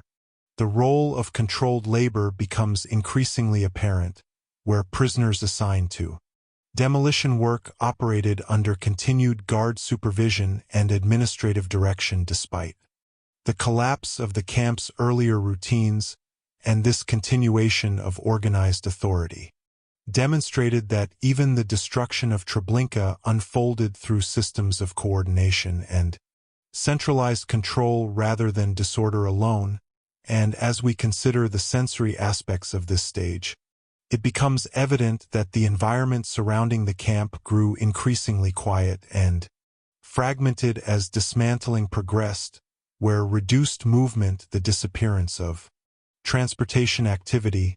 fewer organized labor details, and long intervals of stillness replaced the repetitive operational rhythms that had once defined daily life, and this altered sensory atmosphere reinforced awareness that Treblinka itself was approaching complete disappearance from the landscape, and as this develops, the relationship between environmental transformation and psychological awareness becomes increasingly interconnected, where prisoners observing the shrinking boundaries of the camp and the removal of operational structures understood that the site itself was being intentionally stripped of the visible elements that connected it to its earlier function, and this realization shaped the emotional atmosphere surrounding the final phase by creating a sense of witnessing deliberate historical erasure in progress. And as one reflects on the broader implications, it becomes evident that the removal of evidence at Treblinka represented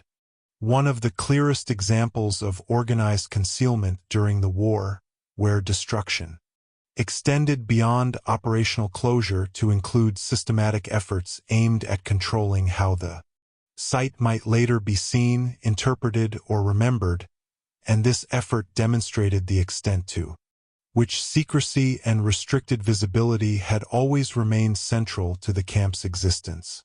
And, as this develops further, the role of the surrounding landscape becomes increasingly important, where forests, open ground, weather, and isolation gradually absorbed the fragmented remains of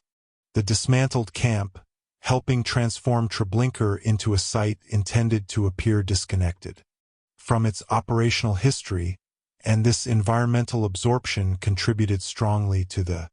atmosphere of disappearance surrounding the final stage of destruction. And as we consider the perspective of those experiencing these final changes from inside the camp, it becomes clear that the gradual erosion of physical structure created an atmosphere unlike earlier operational periods of Treblinka, where silence, open space, uncertainty, and visible absence replaced the repetitive systems of movement and supervision that had once shaped existence inside the environment. And this transformation contributed to the broader historical identity of Treblinka as a place deliberately targeted for physical and historical erasure, and as this develops, the connection between concealment, environmental transformation, and the removal of operational identity becomes increasingly interconnected, where each element reinforced the others in shaping the final disappearance of the camp, and thus the final removal of evidence at Treblinka can be understood as a carefully organized process through which the camp structures, routines, and visible traces were systematically dismantled in an effort to erase the physical memory of one of the most secretive sites in occupied Poland. Chapter 4, Segment 1. The Camp After Destruction. As one considers Treblinka after the dismantling process had largely been completed, the site entered a new and deeply unsettling phase in which absence itself became one of the defining characteristics of the environment, and it becomes evident that the destruction of the camp did not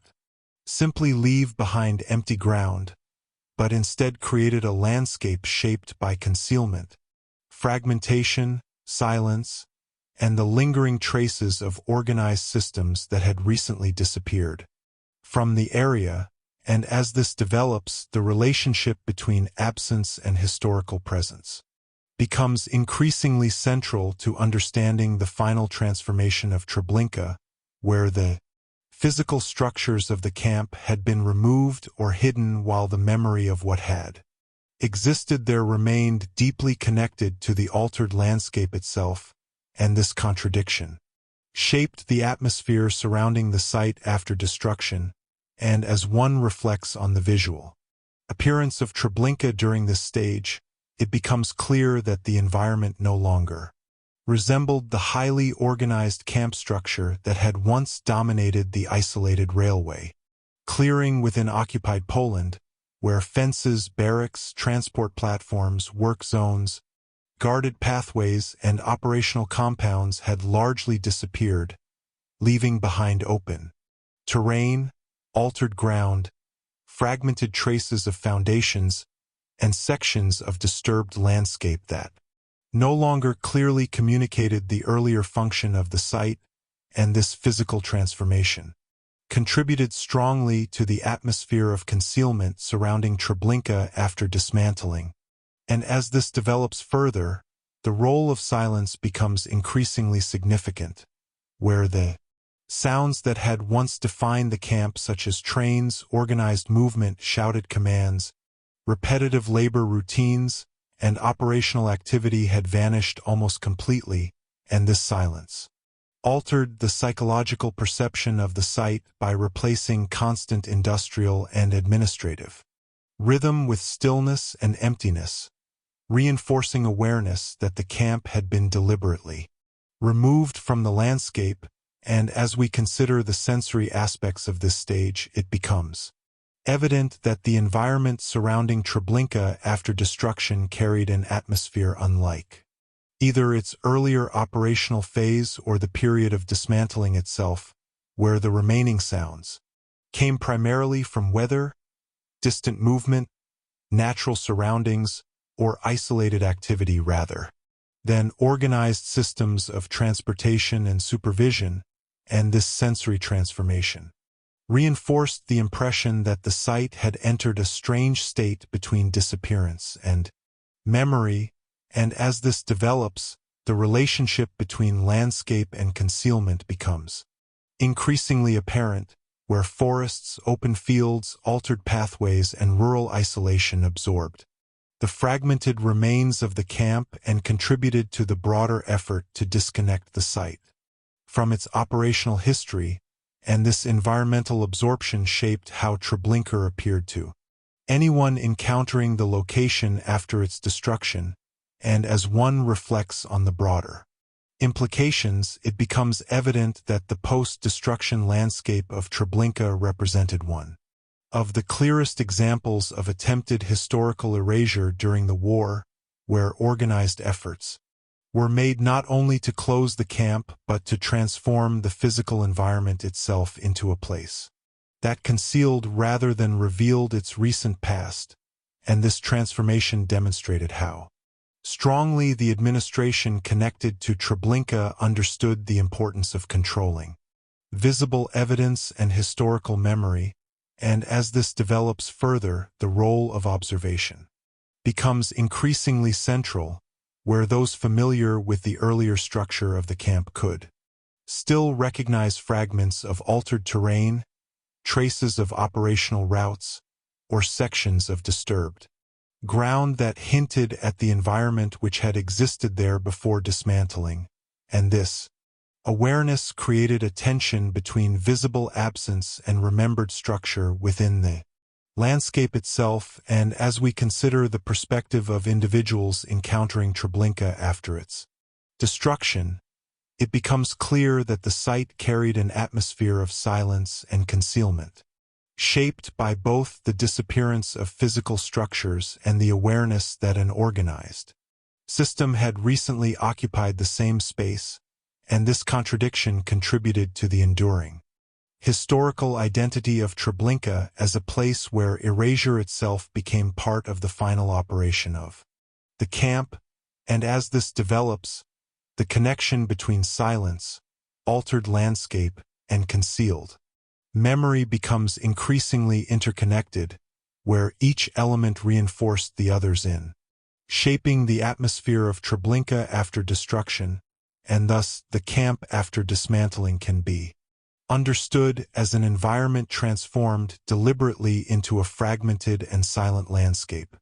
intended to obscure the visible traces of one of the most secretive camps in occupied Poland. As the physical structures of Treblinka disappeared and the dismantled site settled into silence, the surrounding environment increasingly carried the weight of memory through absence rather than visibility, and it becomes evident that the camp after destruction existed in a state where physical concealment and historical awareness overlapped continuously, where the landscape no longer openly displayed the systems of transportation, confinement, and organization that had once operated there, yet signs of alteration and disturbance remained embedded within the terrain itself.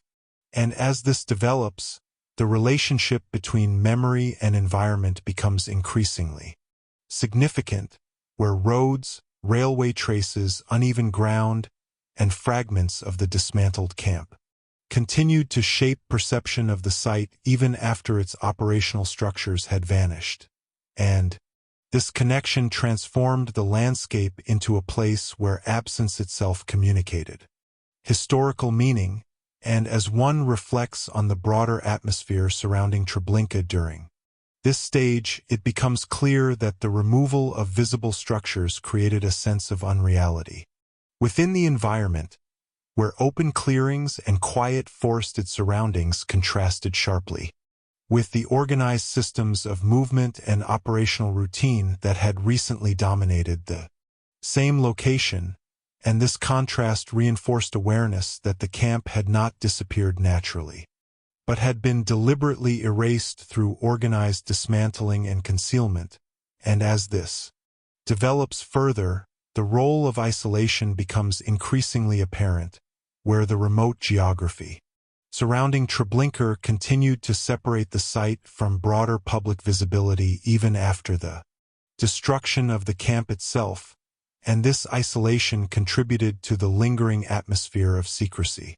surrounding the landscape by limiting immediate recognition of what had once existed there. And, as we consider the sensory aspects of this stage, it becomes evident that Treblinka after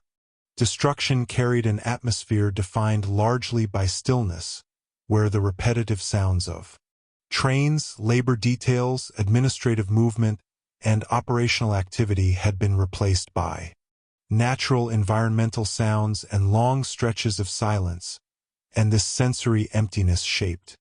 how the site was experienced by emphasizing the disappearance of the systems that had once defined it. And as this develops, the relationship between concealment and psychological perception becomes increasingly interconnected, where individuals aware of the camp's history could not encounter the landscape without recognizing the deliberate nature of its transformation, and this awareness created an atmosphere in which ordinary elements of the environment such as forests, open ground, pathways, and quietness became associated directly with organized erasure and hidden history, and as one reflects on the broader implications, it becomes evident that the post-destruction environment of Treblinka demonstrated how landscapes themselves can become part of systems of historical concealment, where altering physical space serves not only practical purposes but also attempts to shape future memory and visibility, and this understanding remains central to interpreting the final phase of the camp's existence, and as this develops further, the role from becoming entirely disconnected from its history by restoring awareness of the systems once hidden within the forests and railway clearings of occupied Poland, and as we consider the perspective of those later encountering the site, it becomes clear that Treblinka after destruction existed as both a concealed landscape and a place deeply marked by historical memory, where silence and altered terrain carried the traces of an organized environment that authorities had attempted to erase completely, and this tension contributed to the lasting historical identity of Treblinka as a site defined not only by operation and destruction but also by deliberate disappearance from the visible world, and as this develops, the connection between environmental silence, concealment, and historical memory becomes increasingly interconnected, where each element reinforced the others in shaping the atmosphere surrounding the camp after its destruction, and thus Treblinka following dismantling can be understood as a landscape transformed through organized erasure into a place where absence itself became one of the strongest reminders of what had once existed there. Chapter 4, Segment 2. Witnesses, Survivors, and the Return of Memory. As one considers the history of Treblinka after the physical destruction of the camp, it becomes evident that although the structures, pathways, fences, and operational systems had been dismantled or concealed, memory itself did not disappear with the landscape, and as this develops, the relationship between erasure and testimony becomes increasingly central to understanding the lasting history of Treblinka, where the voices and recollections of survivors, witnesses, nearby observers, and later investigators gradually restored awareness of what the camp had been despite the organized efforts to remove visible evidence from the site, and this return of memory transformed Treblinka from a concealed landscape back into a place of historical recognition, And as one reflects on the immediate aftermath of the camp's destruction, it becomes clear that the altered environment initially carried an atmosphere of uncertainty and absence, where forests, open terrain, disturbed ground, and dismantled remains concealed much of the organized structure that had once existed there, and this concealment reflected the broader objective of disconnecting the site from public understanding of its operational history. And as this develops further, the role of survivors becomes increasingly significant, where individuals who escaped Treblinka or survived its dismantling carried with them direct memories of the camp's structure, routines, transportation systems, labor organization, and atmosphere, and these memories later became essential for reconstructing how Treblinka had functioned within the wider systems of occupation and deportation across Eastern Europe. And as we consider the sensory aspects of remembrance, it becomes evident that many recollections of Treblinka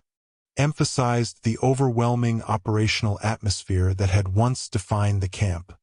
where trains arrived continuously through isolated railway routes, guarded movement structured daily, routine commands echoed across compounds, and repetitive labor systems shaped existence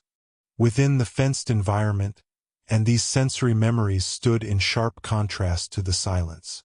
and emptiness of the dismantled site after destruction, reinforcing awareness that the landscape had been deliberately altered to conceal its earlier identity. And as this develops, the relationship between memory and physical space becomes increasingly apparent, where survivors and investigators later identified traces within the landscape that connected the altered terrain to the former operational structure of the camp, including railway remnants, disturbed sections of ground, altered pathways, and fragments of construction that survived dismantling efforts. And this process gradually restored historical visibility to a site intended to disappear entirely. And as one reflects on the broader implications, it becomes evident that testimony represented one of the greatest challenges to the effort to erase Treblinka from history, where personal memory and survivor accounts preserved knowledge that could not be fully destroyed through demolition or environmental concealment, and this persistence of memory demonstrated that even highly organized systems of erasure remained incomplete when individuals survived to describe the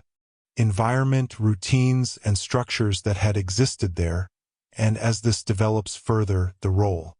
of nearby witnesses becomes increasingly important, where residents, railway workers, local observers, and others living within the broader region surrounding Treblinka later contributed fragments of information regarding transportation movement, smoke, guarded activity, changing routines, and the dismantling of the camp itself, and these observations helped reconstruct the broader operational atmosphere surrounding the site during its existence and destruction. And as we consider the perspective of those returning to the history of Treblinka after the war, it becomes clear that the camp's physical disappearance did not prevent its gradual reemergence through testimony, investigation, and collective remembrance, and this transformation reshaped Treblinka from a hidden and dismantled landscape into a site increasingly recognized within historical memory. And as this develops, the connection between witness testimony, altered landscape, and the recovery of historical visibility becomes increasingly interconnected, where each element reinforced the others in restoring understanding of Treblinka after its destruction, and thus the return of memory following the dismantling of the camp can be understood as a process through which testimony and historical awareness gradually overcame organized efforts to erase one of the most secretive camps in occupied Poland from public knowledge and historical recognition. As the years following the destruction of Treblinka continued, the process of recovering and Preserving memory gradually transformed the site from an isolated and concealed landscape into a place connected permanently to historical reflection and remembrance, and it becomes evident that the survival of testimony played a central role in this transformation, where survivors, witnesses, investigators, historians, and memorial efforts collectively restored visibility to a camp that authorities had attempted to remove physically and historically from the world. And as this develops, the relationship between memory and responsibility becomes increasingly significant, where preserving the history of Treblinka required more than documenting physical structures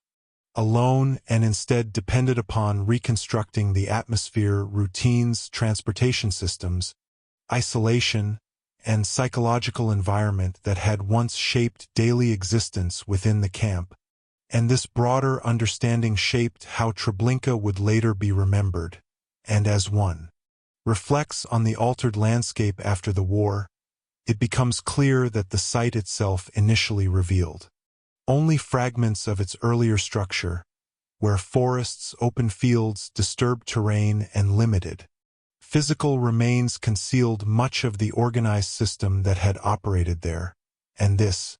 absence made survivor testimony and witness accounts essential for restoring awareness of how the camp had functioned before destruction, and as this develops further, the role of historical investigation becomes increasingly apparent, where researchers and investigators studied transportation records, regional railway activity, administrative documents, photographs, physical traces within the landscape, and survivor recollections in order to reconstruct the operational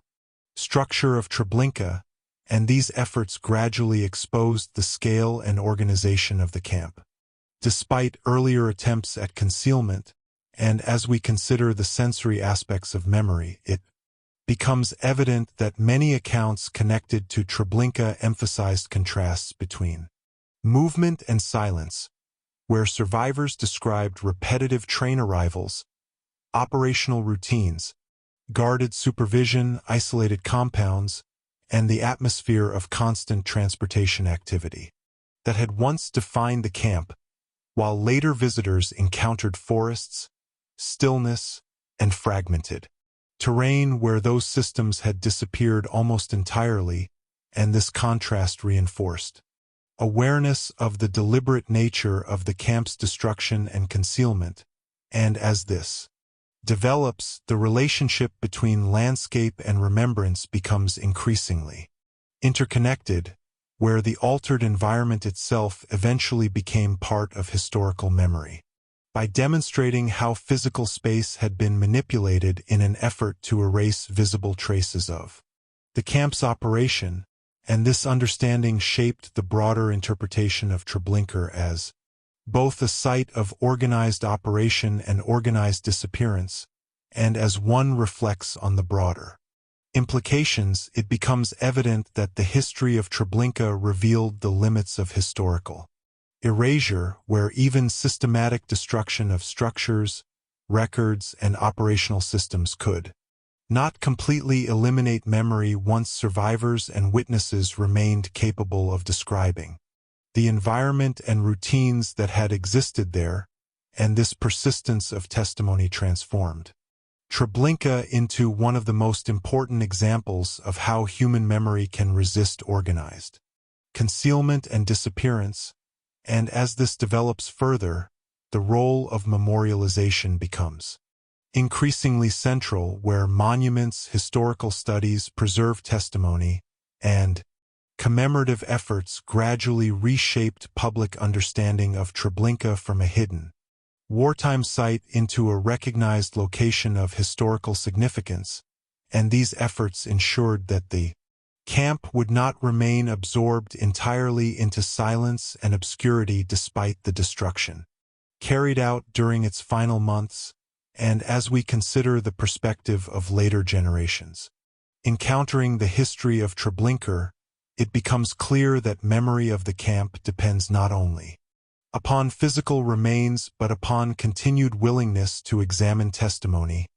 preserve historical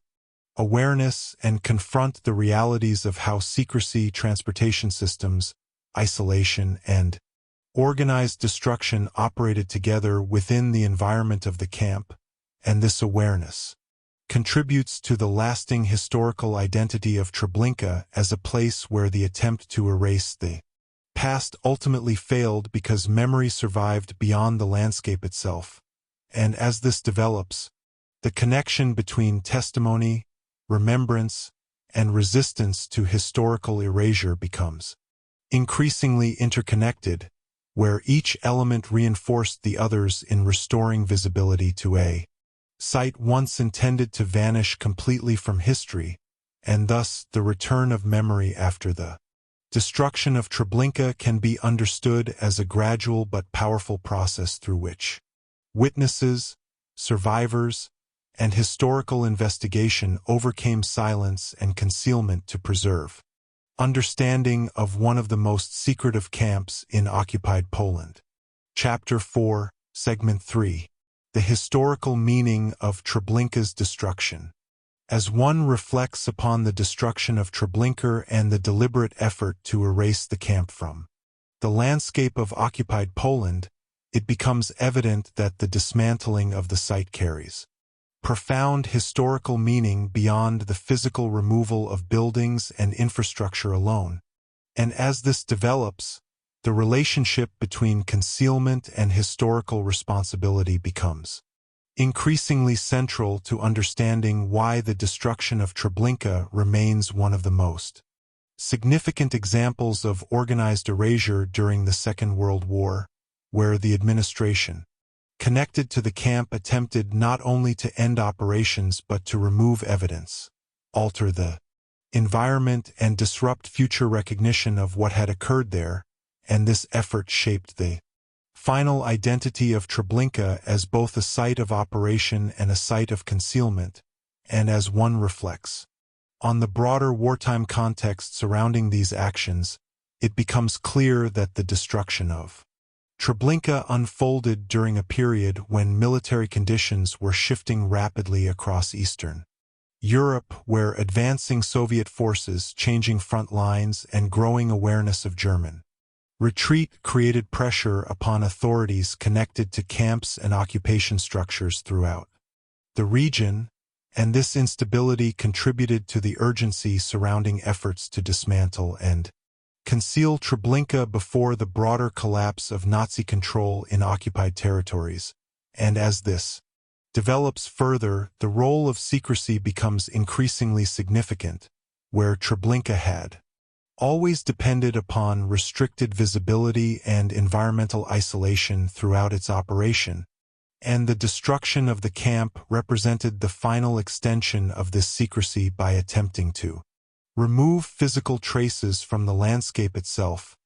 and this continuity reveals how deeply concealment remained embedded within the operational logic of the camp from beginning to end. And as we consider the sensory aspects of this transformation, it becomes evident that the disappearance of operational sound and movement at Treblinka carried symbolic importance, where the trains, labor routines, guarded commands, transportation systems, and repetitive activity that had once defined the environment gradually faded into silence and fragmentation, leaving behind an altered landscape marked more by absence than visible structure. And this sensory transformation reinforced the atmosphere of disappearance surrounding the final phase of the camp, and as this develops, the relationship between physical space and historical memory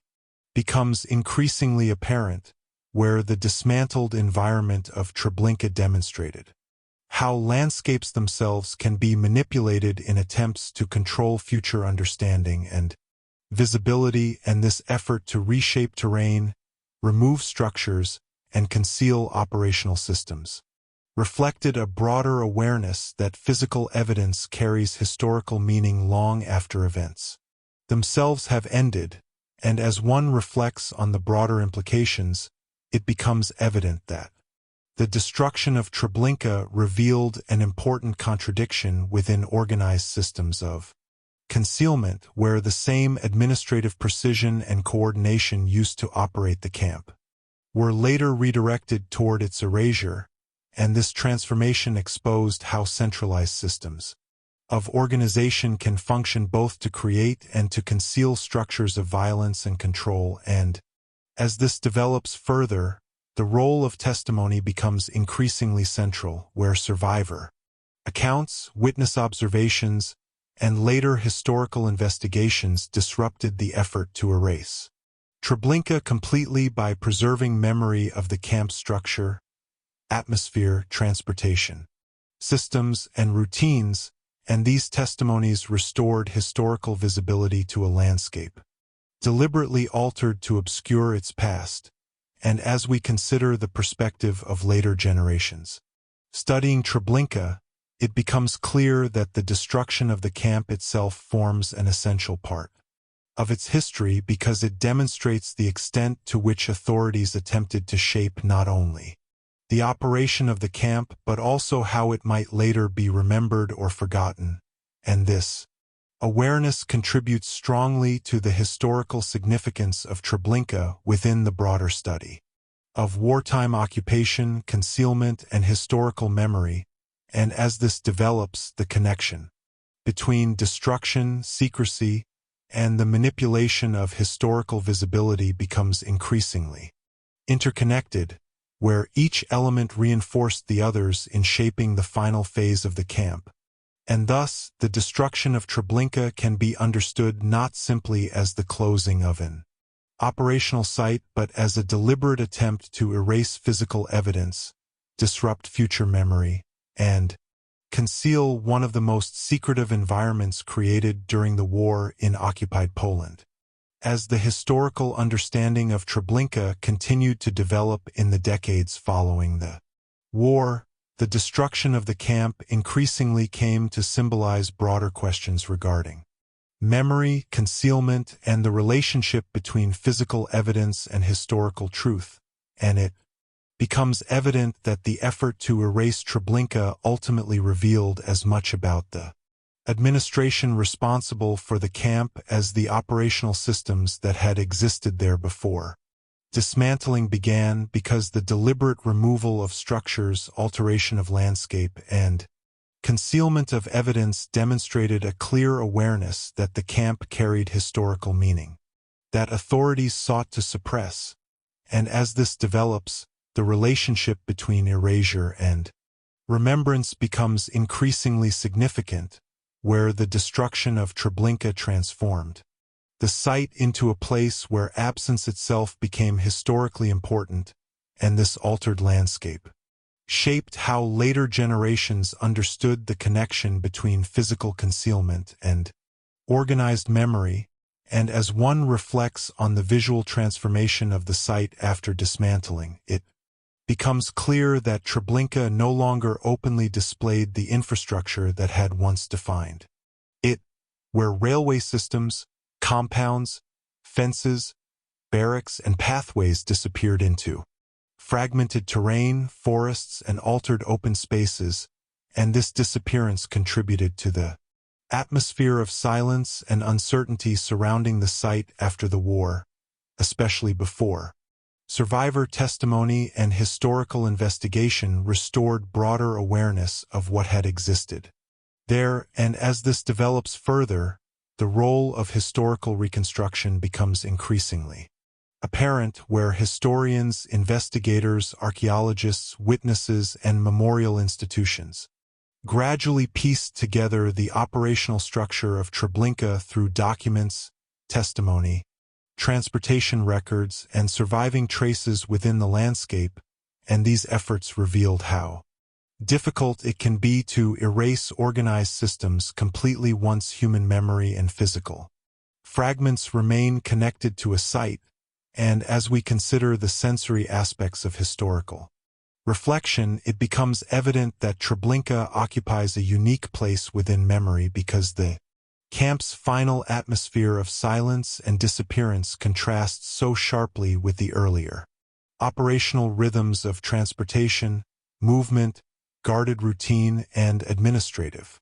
coordination that once defined daily existence there, and this contrast continues to shape how the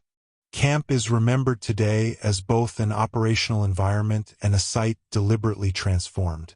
into emptiness and concealment, and as this develops, the relationship between environmental transformation and historical awareness becomes increasingly interconnected, where the forests, open terrain, altered pathways, and fragmented remains surrounding Treblinka now function not as successful concealment but as evidence of the attempt to erase the camp itself, and this reversal gives the landscape a lasting symbolic significance connected directly to the broader history of wartime secrecy and organized destruction, and as one reflects on the broader implications, it becomes evident that the destruction of Treblinka challenges assumptions regarding the permanence of historical evidence because it demonstrates both how thoroughly authorities attempted to eliminate traces of the camp and how incomplete such efforts ultimately became. Once survivors, witnesses, and investigators restored visibility to the site through memory and research, and this understanding has shaped why Treblinka remains historically important not only as a camp but also as an example of attempted historical erasure, and as this develops further, the role of memorialization becomes increasingly central, where monuments preserved, testimony, educational work, and continued historical study ensure that the destruction of the camp itself remains part of public understanding rather than a successful act of disappearance. And these efforts continue transforming the once isolated and concealed landscape into a place of remembrance and reflection connected to broader discussions regarding secrecy, responsibility, and historical accountability, and as we consider the perspective of those encountering the history of Treblinka today, it becomes clear that the destruction of the camp carries lasting significance, because it reveals how systems of authority attempted not only to control people and environments during wartime but also to shape how future generations might perceive or forget those events afterward, and this realization contributes strongly to the enduring historical identity of Treblinka within the memory of the Second World War, and as this develops, the connection between historical reconstruction, environmental concealment, and collective remembrance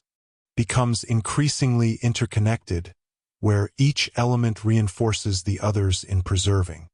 awareness of a site once intended to vanish completely from history, and thus the historical meaning of Treblinka's destruction can be understood as a lasting reminder that attempts to erase physical evidence and silence memory cannot fully eliminate historical truth once testimony, investigation, and remembrance continue to restore visibility to the past. Chapter 5, Segment 1. Treblinka in Historical Memory.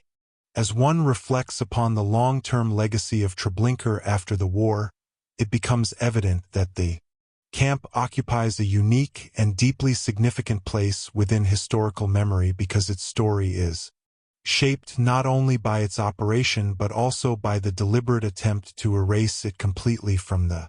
physical landscape, and as this develops, the relationship between absence and remembrance becomes increasingly central to understanding why Treblinka continues to hold such importance within the history of the Second World War, where a site once hidden within forests and railway clearings later emerged through testimony, investigation, and memorialization as one of the clearest examples of organized secrecy and concealment during the war years, and this transformation shaped how Treblinka would be remembered by later generations, and as one reflects on the physical environment after the camp's destruction, it becomes clear that the altered landscape initially revealed little of the operational structure that had once existed there, where dismantled buildings, removed rail sections, leveled terrain, and environmental concealment had transformed the site into a fragmented and quiet rural landscape, and this physical absence created challenges for historical understanding because so much of the visible structure had been deliberately removed before the end of the war, and as this develops further, the role of testimony becomes increasingly significant, where survivors, escaped prisoners, nearby witnesses, and investigators gradually reconstructed the operational history of Treblinka through memory and documentation, and these accounts restored visibility to routines, transportation systems, isolation, guarded movement, and the atmosphere that had once defined the camp despite the organized efforts to erase physical traces from the landscape itself. And as we consider the sensory aspects of remembrance, it becomes evident that memory of Treblinka remains deeply connected to contrasts between movement and silence, where survivors describe trains arriving through isolated rail lines, repetitive operational routines, guarded compounds, labor details, and the constant atmosphere of supervision that once dominated the environment, while later visitors encountered forests, open ground, stillness, and fragmented traces of a dismantled landscape. And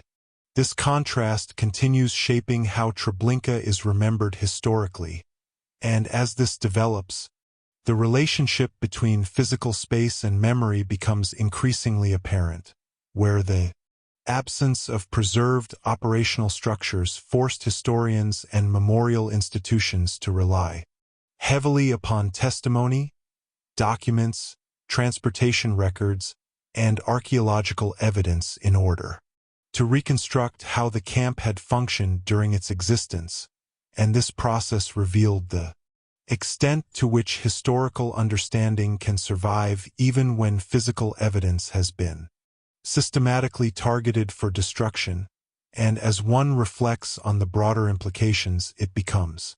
evident that Treblinka represents one of the clearest examples of how organized systems attempted not only to carry out operations in secrecy but also to shape future memory by removing evidence and altering landscapes, and this dual structure of operation and concealment has become central to the historical identity of the camp itself, and as this develops further, the role of memorialization becomes increasingly important, where monuments preserved, testimonies, educational projects, and historical research gradually transformed the once concealed site into a place associated with reflection, remembrance, and historical responsibility. And these efforts ensured that Treblinka would no longer remain hidden within silence and environmental erasure, and as we consider the perspective of later generations encountering the history of the camp, it becomes clear that Treblinka's significance extends beyond its operational history alone, because the attempt to erase it revealed how deeply authorities understood the power of memory and historical visibility, and this awareness contributes to the lasting importance of Treblinka within studies of wartime occupation, transportation systems, concealment, and historical accountability. And as this develops, the connection between testimony, memorialization, and the recovery of hidden history becomes increasingly interconnected, where each element reinforced the others in restoring visibility to a site once intended to disappear entirely from public awareness, and thus Treblinka in historical memory can be understood as both a place of wartime operation and a symbol of how testimony and remembrance can overcome organized efforts to erase physical evidence and silence the past.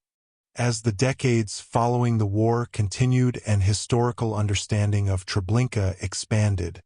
the camp increasingly became recognized not only as a location connected to wartime destruction, but also as a powerful example of how memory persists even when physical evidence has been systematically targeted for removal, and it becomes evident that Treblinka's place within historical consciousness developed gradually through survivor testimony, archival investigation, memorial projects, educational efforts, and continued study of the transportation systems, isolation, dismantling processes, and concealment that shaped the camp from beginning to end. And as this develops, the relationship between remembrance and historical responsibility becomes increasingly significant, where preserving awareness of Treblinka requires confronting both the operational history of the camp and the deliberate attempt to erase it afterward, and this dual reality shapes much of the modern understanding surrounding the site today, and as one reflects on the reconstructed memory of Treblinka, it becomes clear that later generations learned about the camp not primarily through surviving buildings or preserved operational structures but through stories, documents, investigations, and fragments recovered from a landscape, intentionally altered to conceal its past, and this unusual process of historical recovery contributed strongly to the symbolic importance of Treblinka within broader discussions regarding concealment, memory, and historical truth,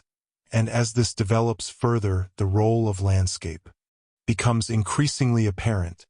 where forests, open terrain, railway traces, disturbed ground, and memorial spaces now form part of the modern historical identity of Treblinka, and these environmental elements continue reminding visitors that the site itself was deliberately transformed into silence and absence before memory gradually restored visibility to what had occurred there, and as we consider the sensory aspects of remembrance, it becomes evident that the quietness surrounding Treblinka today carries historical meaning precisely because the camp once operated through constant movement, transportation activity, guarded supervision, and repetitive organizational routine, and this contrast between the stillness of the present landscape and the remembered operational intensity of the past continues shaping the emotional atmosphere associated with the site, and as this develops, the relationship between historical reconstruction and moral reflection becomes increasingly interconnected, where studying Treblinka requires not only examining administrative systems and wartime structures but also recognizing how organized efforts were made to destroy evidence, alter the environment, and influence how future generations might understand or forget the camp itself, and this realization contributes to the broader significance of Treblinka within studies of authoritarian systems and historical concealment, and as one reflects on the broader implications, it becomes evident that Treblinka remains historically important because it demonstrates both the extreme reach of organized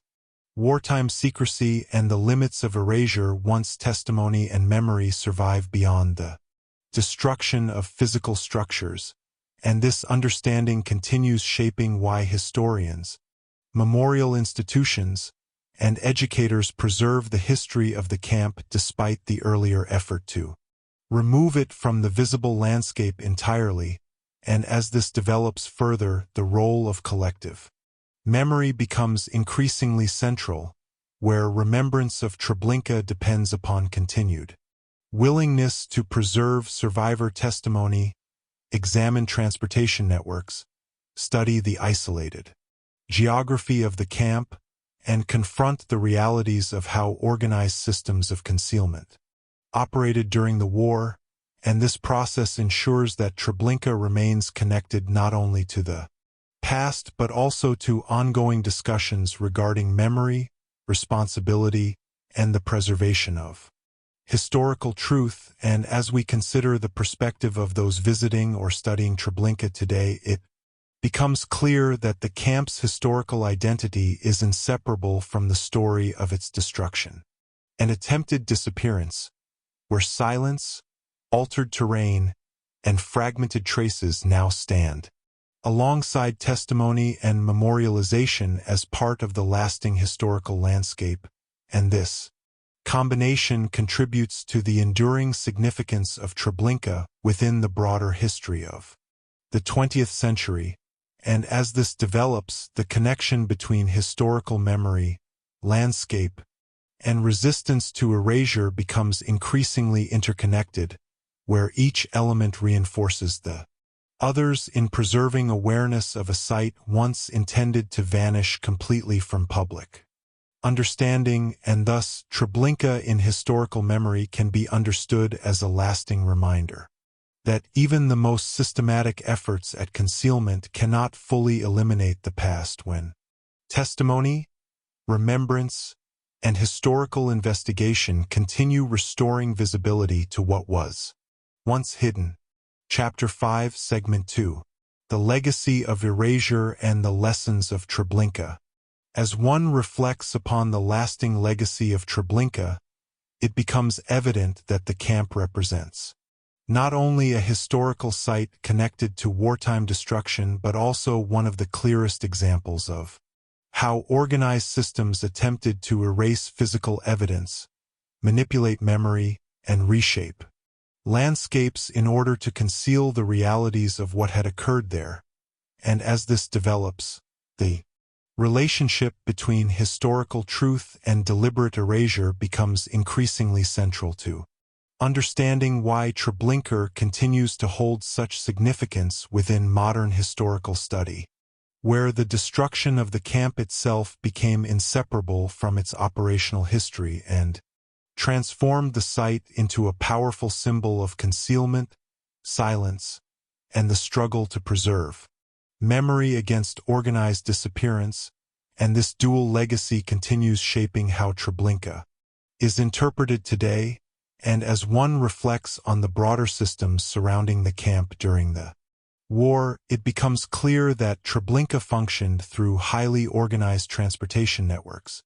guarded administrative structures, isolated geography, and repetitive operational routines designed around secrecy and restricted visibility, and these same systems later enabled the dismantling and concealment of the site through coordinated demolition, removal of infrastructure, and environmental transformation, demonstrating how deeply concealment had always been connected to the operation of the camp itself. And as this develops further, the role of landscape becomes increasingly significant, where forests, railway routes, altered terrain, and open rural space played important roles both in hiding the camp during its operation and in absorbing the traces of the dismantled site afterward, and this connection between geography and concealment shaped the final appearance of Treblinka as a place transformed deliberately into silence and fragmentation. And as we consider the sensory aspects of this legacy, it becomes evident that Treblinka occupies a unique place within memory because the atmosphere associated with the site today is defined largely through absence, where silence, open space, scattered traces, and environmental stillness stand in contrast to survivor recollections of trains arriving continuously, guarded movement, repetitive operational sounds, and the organized rhythms that once dominated the environment, and this contrast reinforces the understanding that Treblinka's destruction was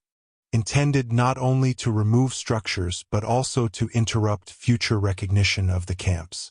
existence itself. And as this develops, the relationship between historical reconstruction and moral responsibility becomes increasingly apparent, where historians, memorial institutions, educators, and survivors gradually restored visibility to Treblinka through testimony, documentation,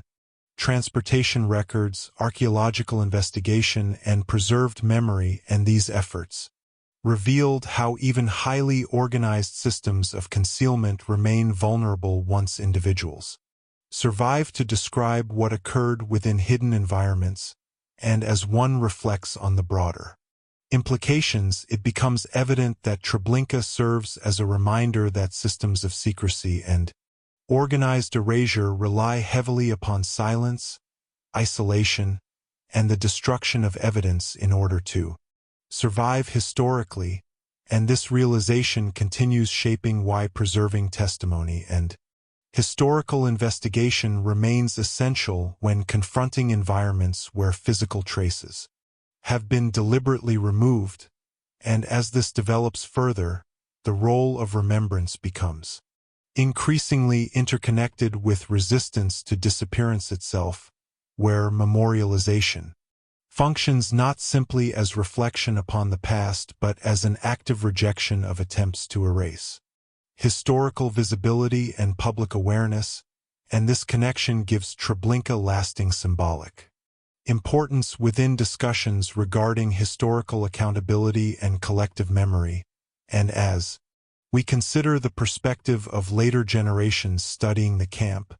it becomes clear that Treblinka's significance extends beyond its operational history because the destruction of the site demonstrated how authorities sought to influence not only present control but also future understanding of wartime events, and this awareness contributes strongly to the broader lessons associated with the camp today, and as this develops, the connection between concealment, landscape transformation, and the preservation of historical truth becomes increasingly interconnected, where each element reinforces the others in shaping modern understanding of Treblinka and its destruction, and thus the legacy of Treblinka can be understood as a lasting reminder that historical truth depends not only upon surviving structures but upon continued willingness to preserve testimony, investigate hidden histories, and confront the realities of organized erasure and concealment. As the history of Treblinka continues to be examined and remembered across generations, the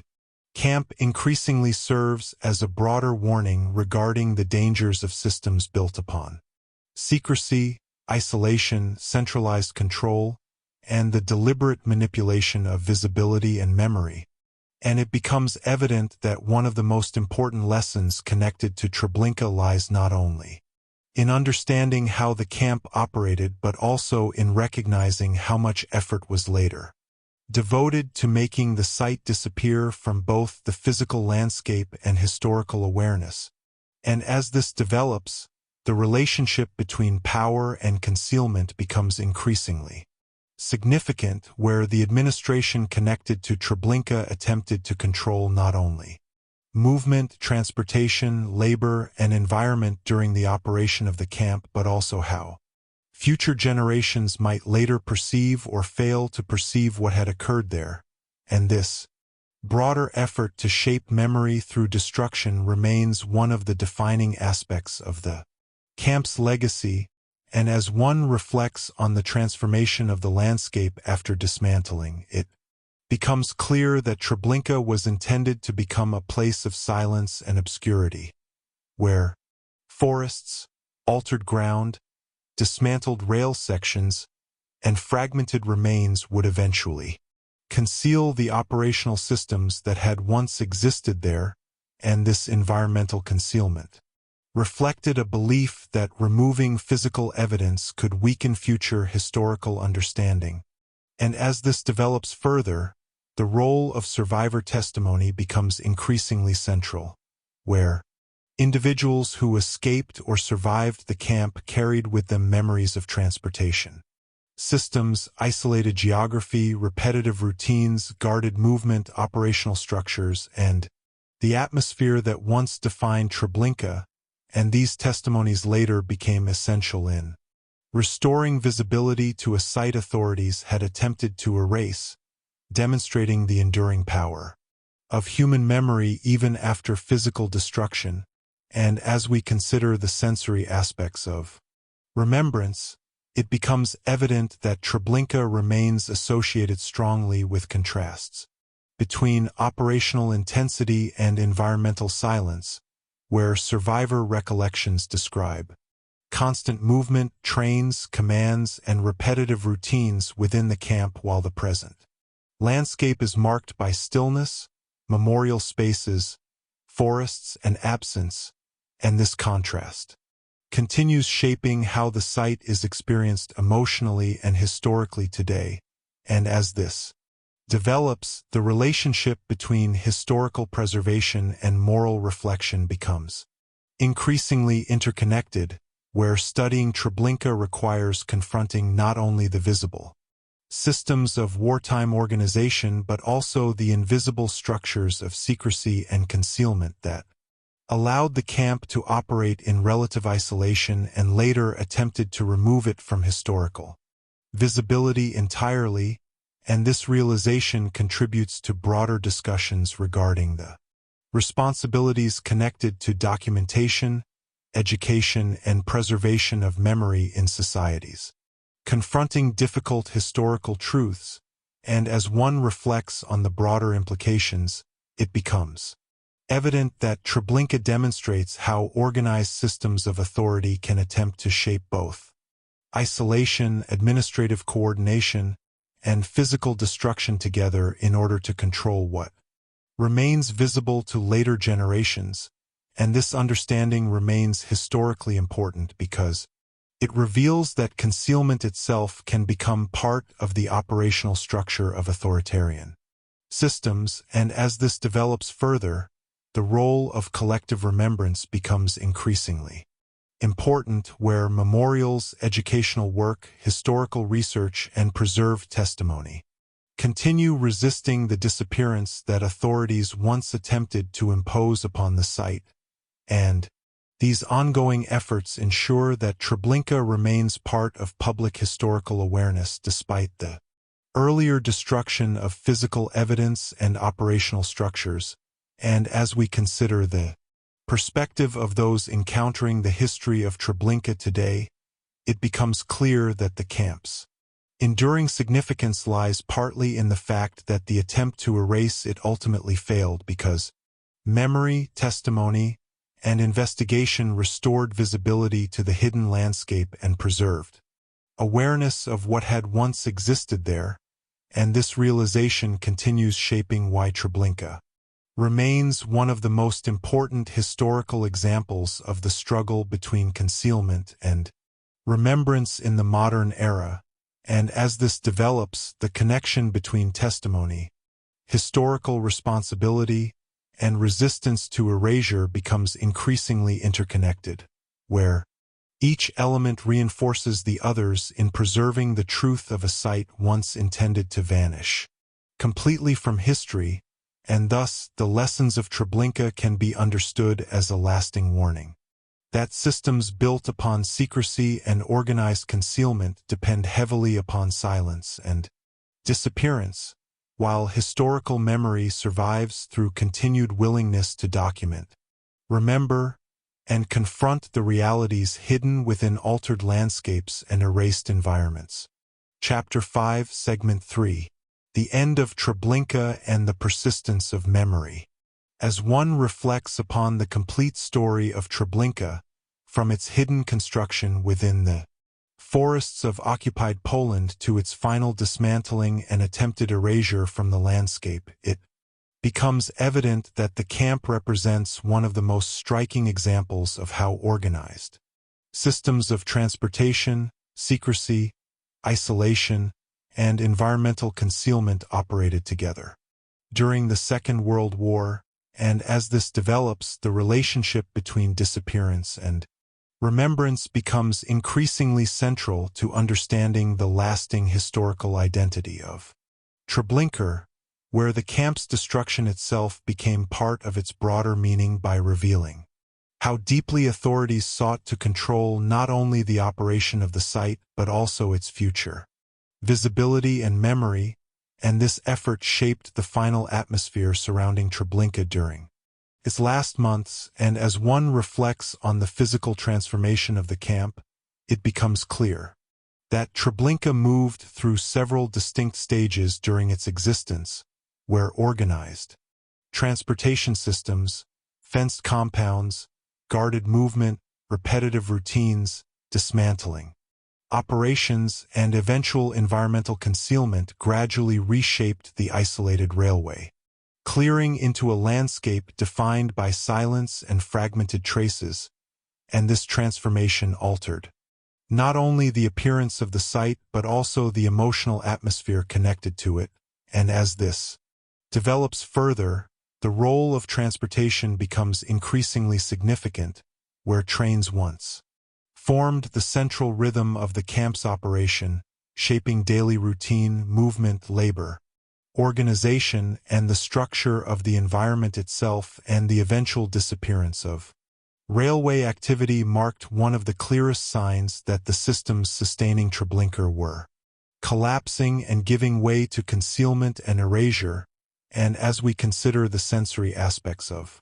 this complete transformation, it becomes evident that Treblinka's history is remembered through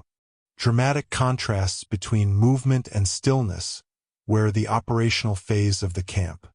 carried the sounds of engines, commands, footsteps, guarded supervision, repetitive routines, and continuous activity, while the dismantled landscape later became defined by forests, open ground, silence, and absence, and this contrast continues shaping the emotional and historical atmosphere surrounding Treblinka today, and as this develops, the relationship between physical destruction and historical truth becomes increasingly apparent, where the organized effort to dismantle buildings, alter pathways, remove infrastructure, and conceal the landscape demonstrated a clear understanding that physical evidence carries powerful historical meaning, and this awareness explains why authorities devoted such extensive effort to reshaping the site after operational activity had ended, and as one reflects on the broader implications, it becomes evident that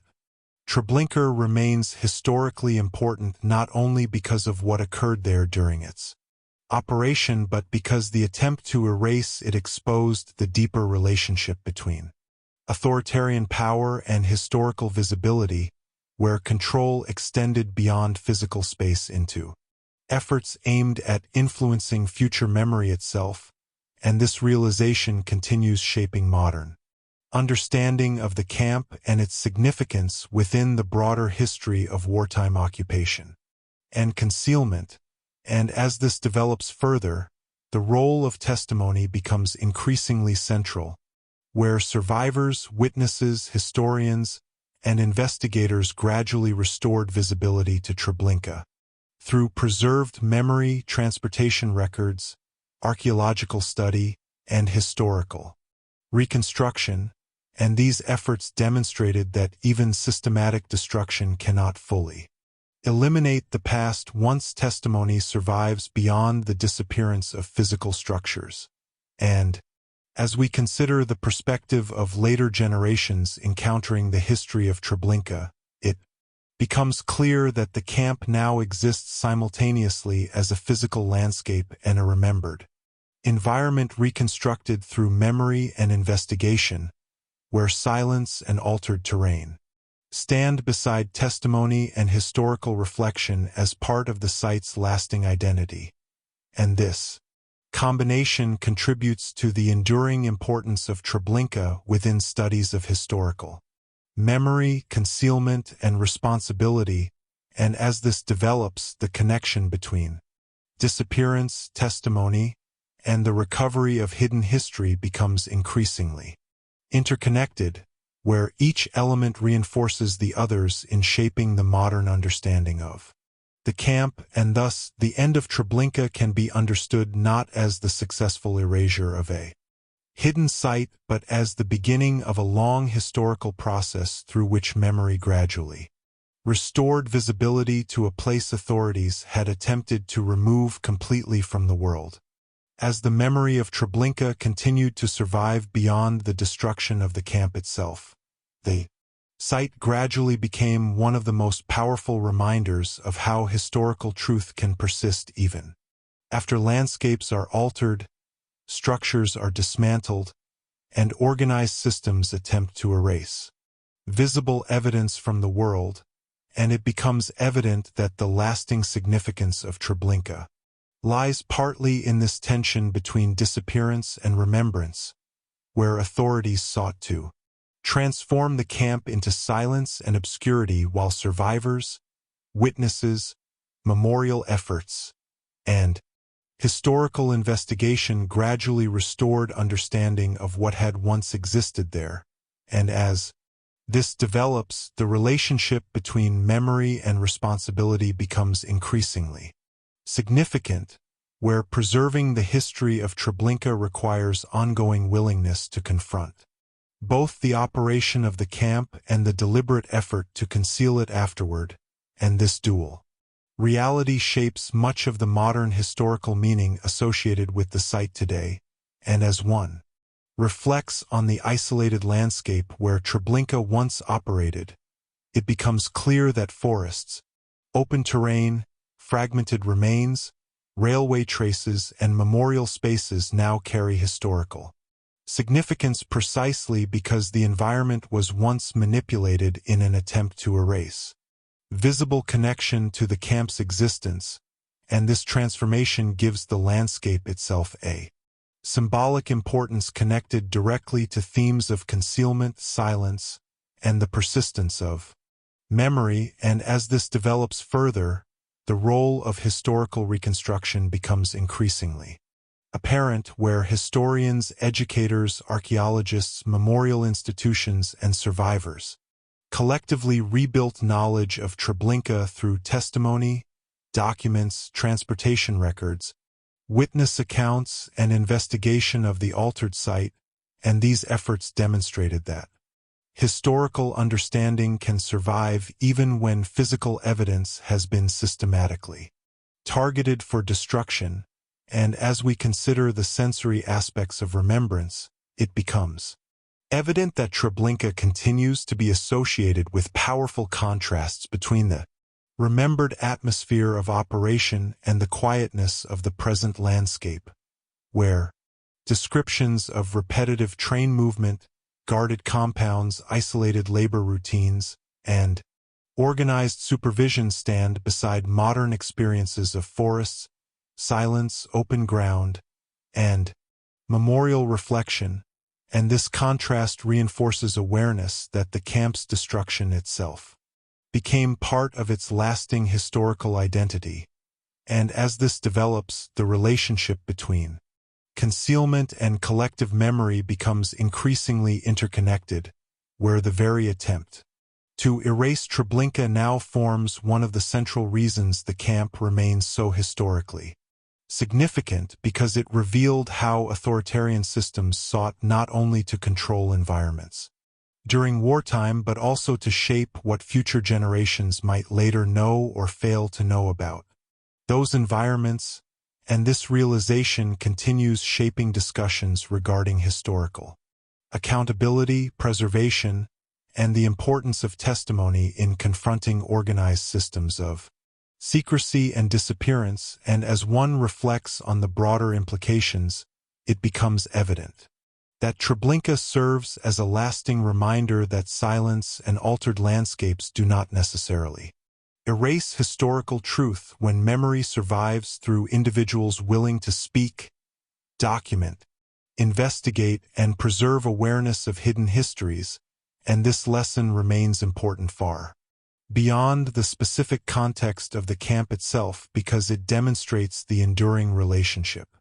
between testimony and resistance to erasure. And as this develops further, the role of memorialization becomes increasingly central, where monuments, educational work, preserved survivor accounts, and historical study continue ensuring that Treblinka remains visible within public memory despite the destruction once intended to remove it from the world entirely. And these efforts transform the former site from a concealed wartime landscape into a place connected permanently to remembrance and reflection. And as we consider the perspective of those encountering Treblinka today, it becomes clear that the camp's enduring legacy lies not only in the events that occurred there but also in the survival of memory after organized destruction and concealment had attempted to silence the landscape itself, and this awareness contributes strongly to the lasting significance of Treblinka within the broader history of the 20th century. And as this develops, the connection between remembrance, testimony, and resistance to historical disappearance becomes increasingly interconnected, where each element reinforces the others in preserving visibility to a place once intended to vanish completely from human awareness. And thus, the persistence of memory after the end of Treblinka can be understood as evidence that even the most systematic attempts at concealment cannot fully erase the past when survivors, witnesses, and later generations continue restoring truth to landscapes once transformed into silence and absence. Treblinka was designed to disappear. Deep within isolated forests and hidden railway lines, the camp operated through secrecy, controlled movement, silence, and organized routine. And when the system began to collapse, the destruction of the camp became just as deliberate as its construction. Buildings were dismantled, pathways vanished, rail sections were removed. The landscape itself was reshaped in an attempt to erase every visible trace of what had happened there. But memory survived. Survivors carried the atmosphere of Treblinka with them long after the camp disappeared from the forest clearing where it once stood. Testimony, historical investigation, transportation records, and remembrance slowly restored visibility to a place authorities had tried to remove from history entirely. What remained was not only the story of a hidden camp, but also the story of how truth can survive even after silence, destruction, and concealment attempt to bury it. Today, Treblinka stands as a reminder of how systems built on secrecy and dehumanization depended heavily upon isolation, controlled visibility, and the destruction of evidence. Yet it also stands as proof that landscapes can remember, testimony can endure, and historical truth can return even after organized attempts at erasure. The silence surrounding Treblinka today is not empty, carries memory. If you value long-form historical documentaries told with calm narration, deep research, and historical responsibility, consider subscribing to the channel. Your support helps continue these detailed explorations into hidden histories, forgotten environments,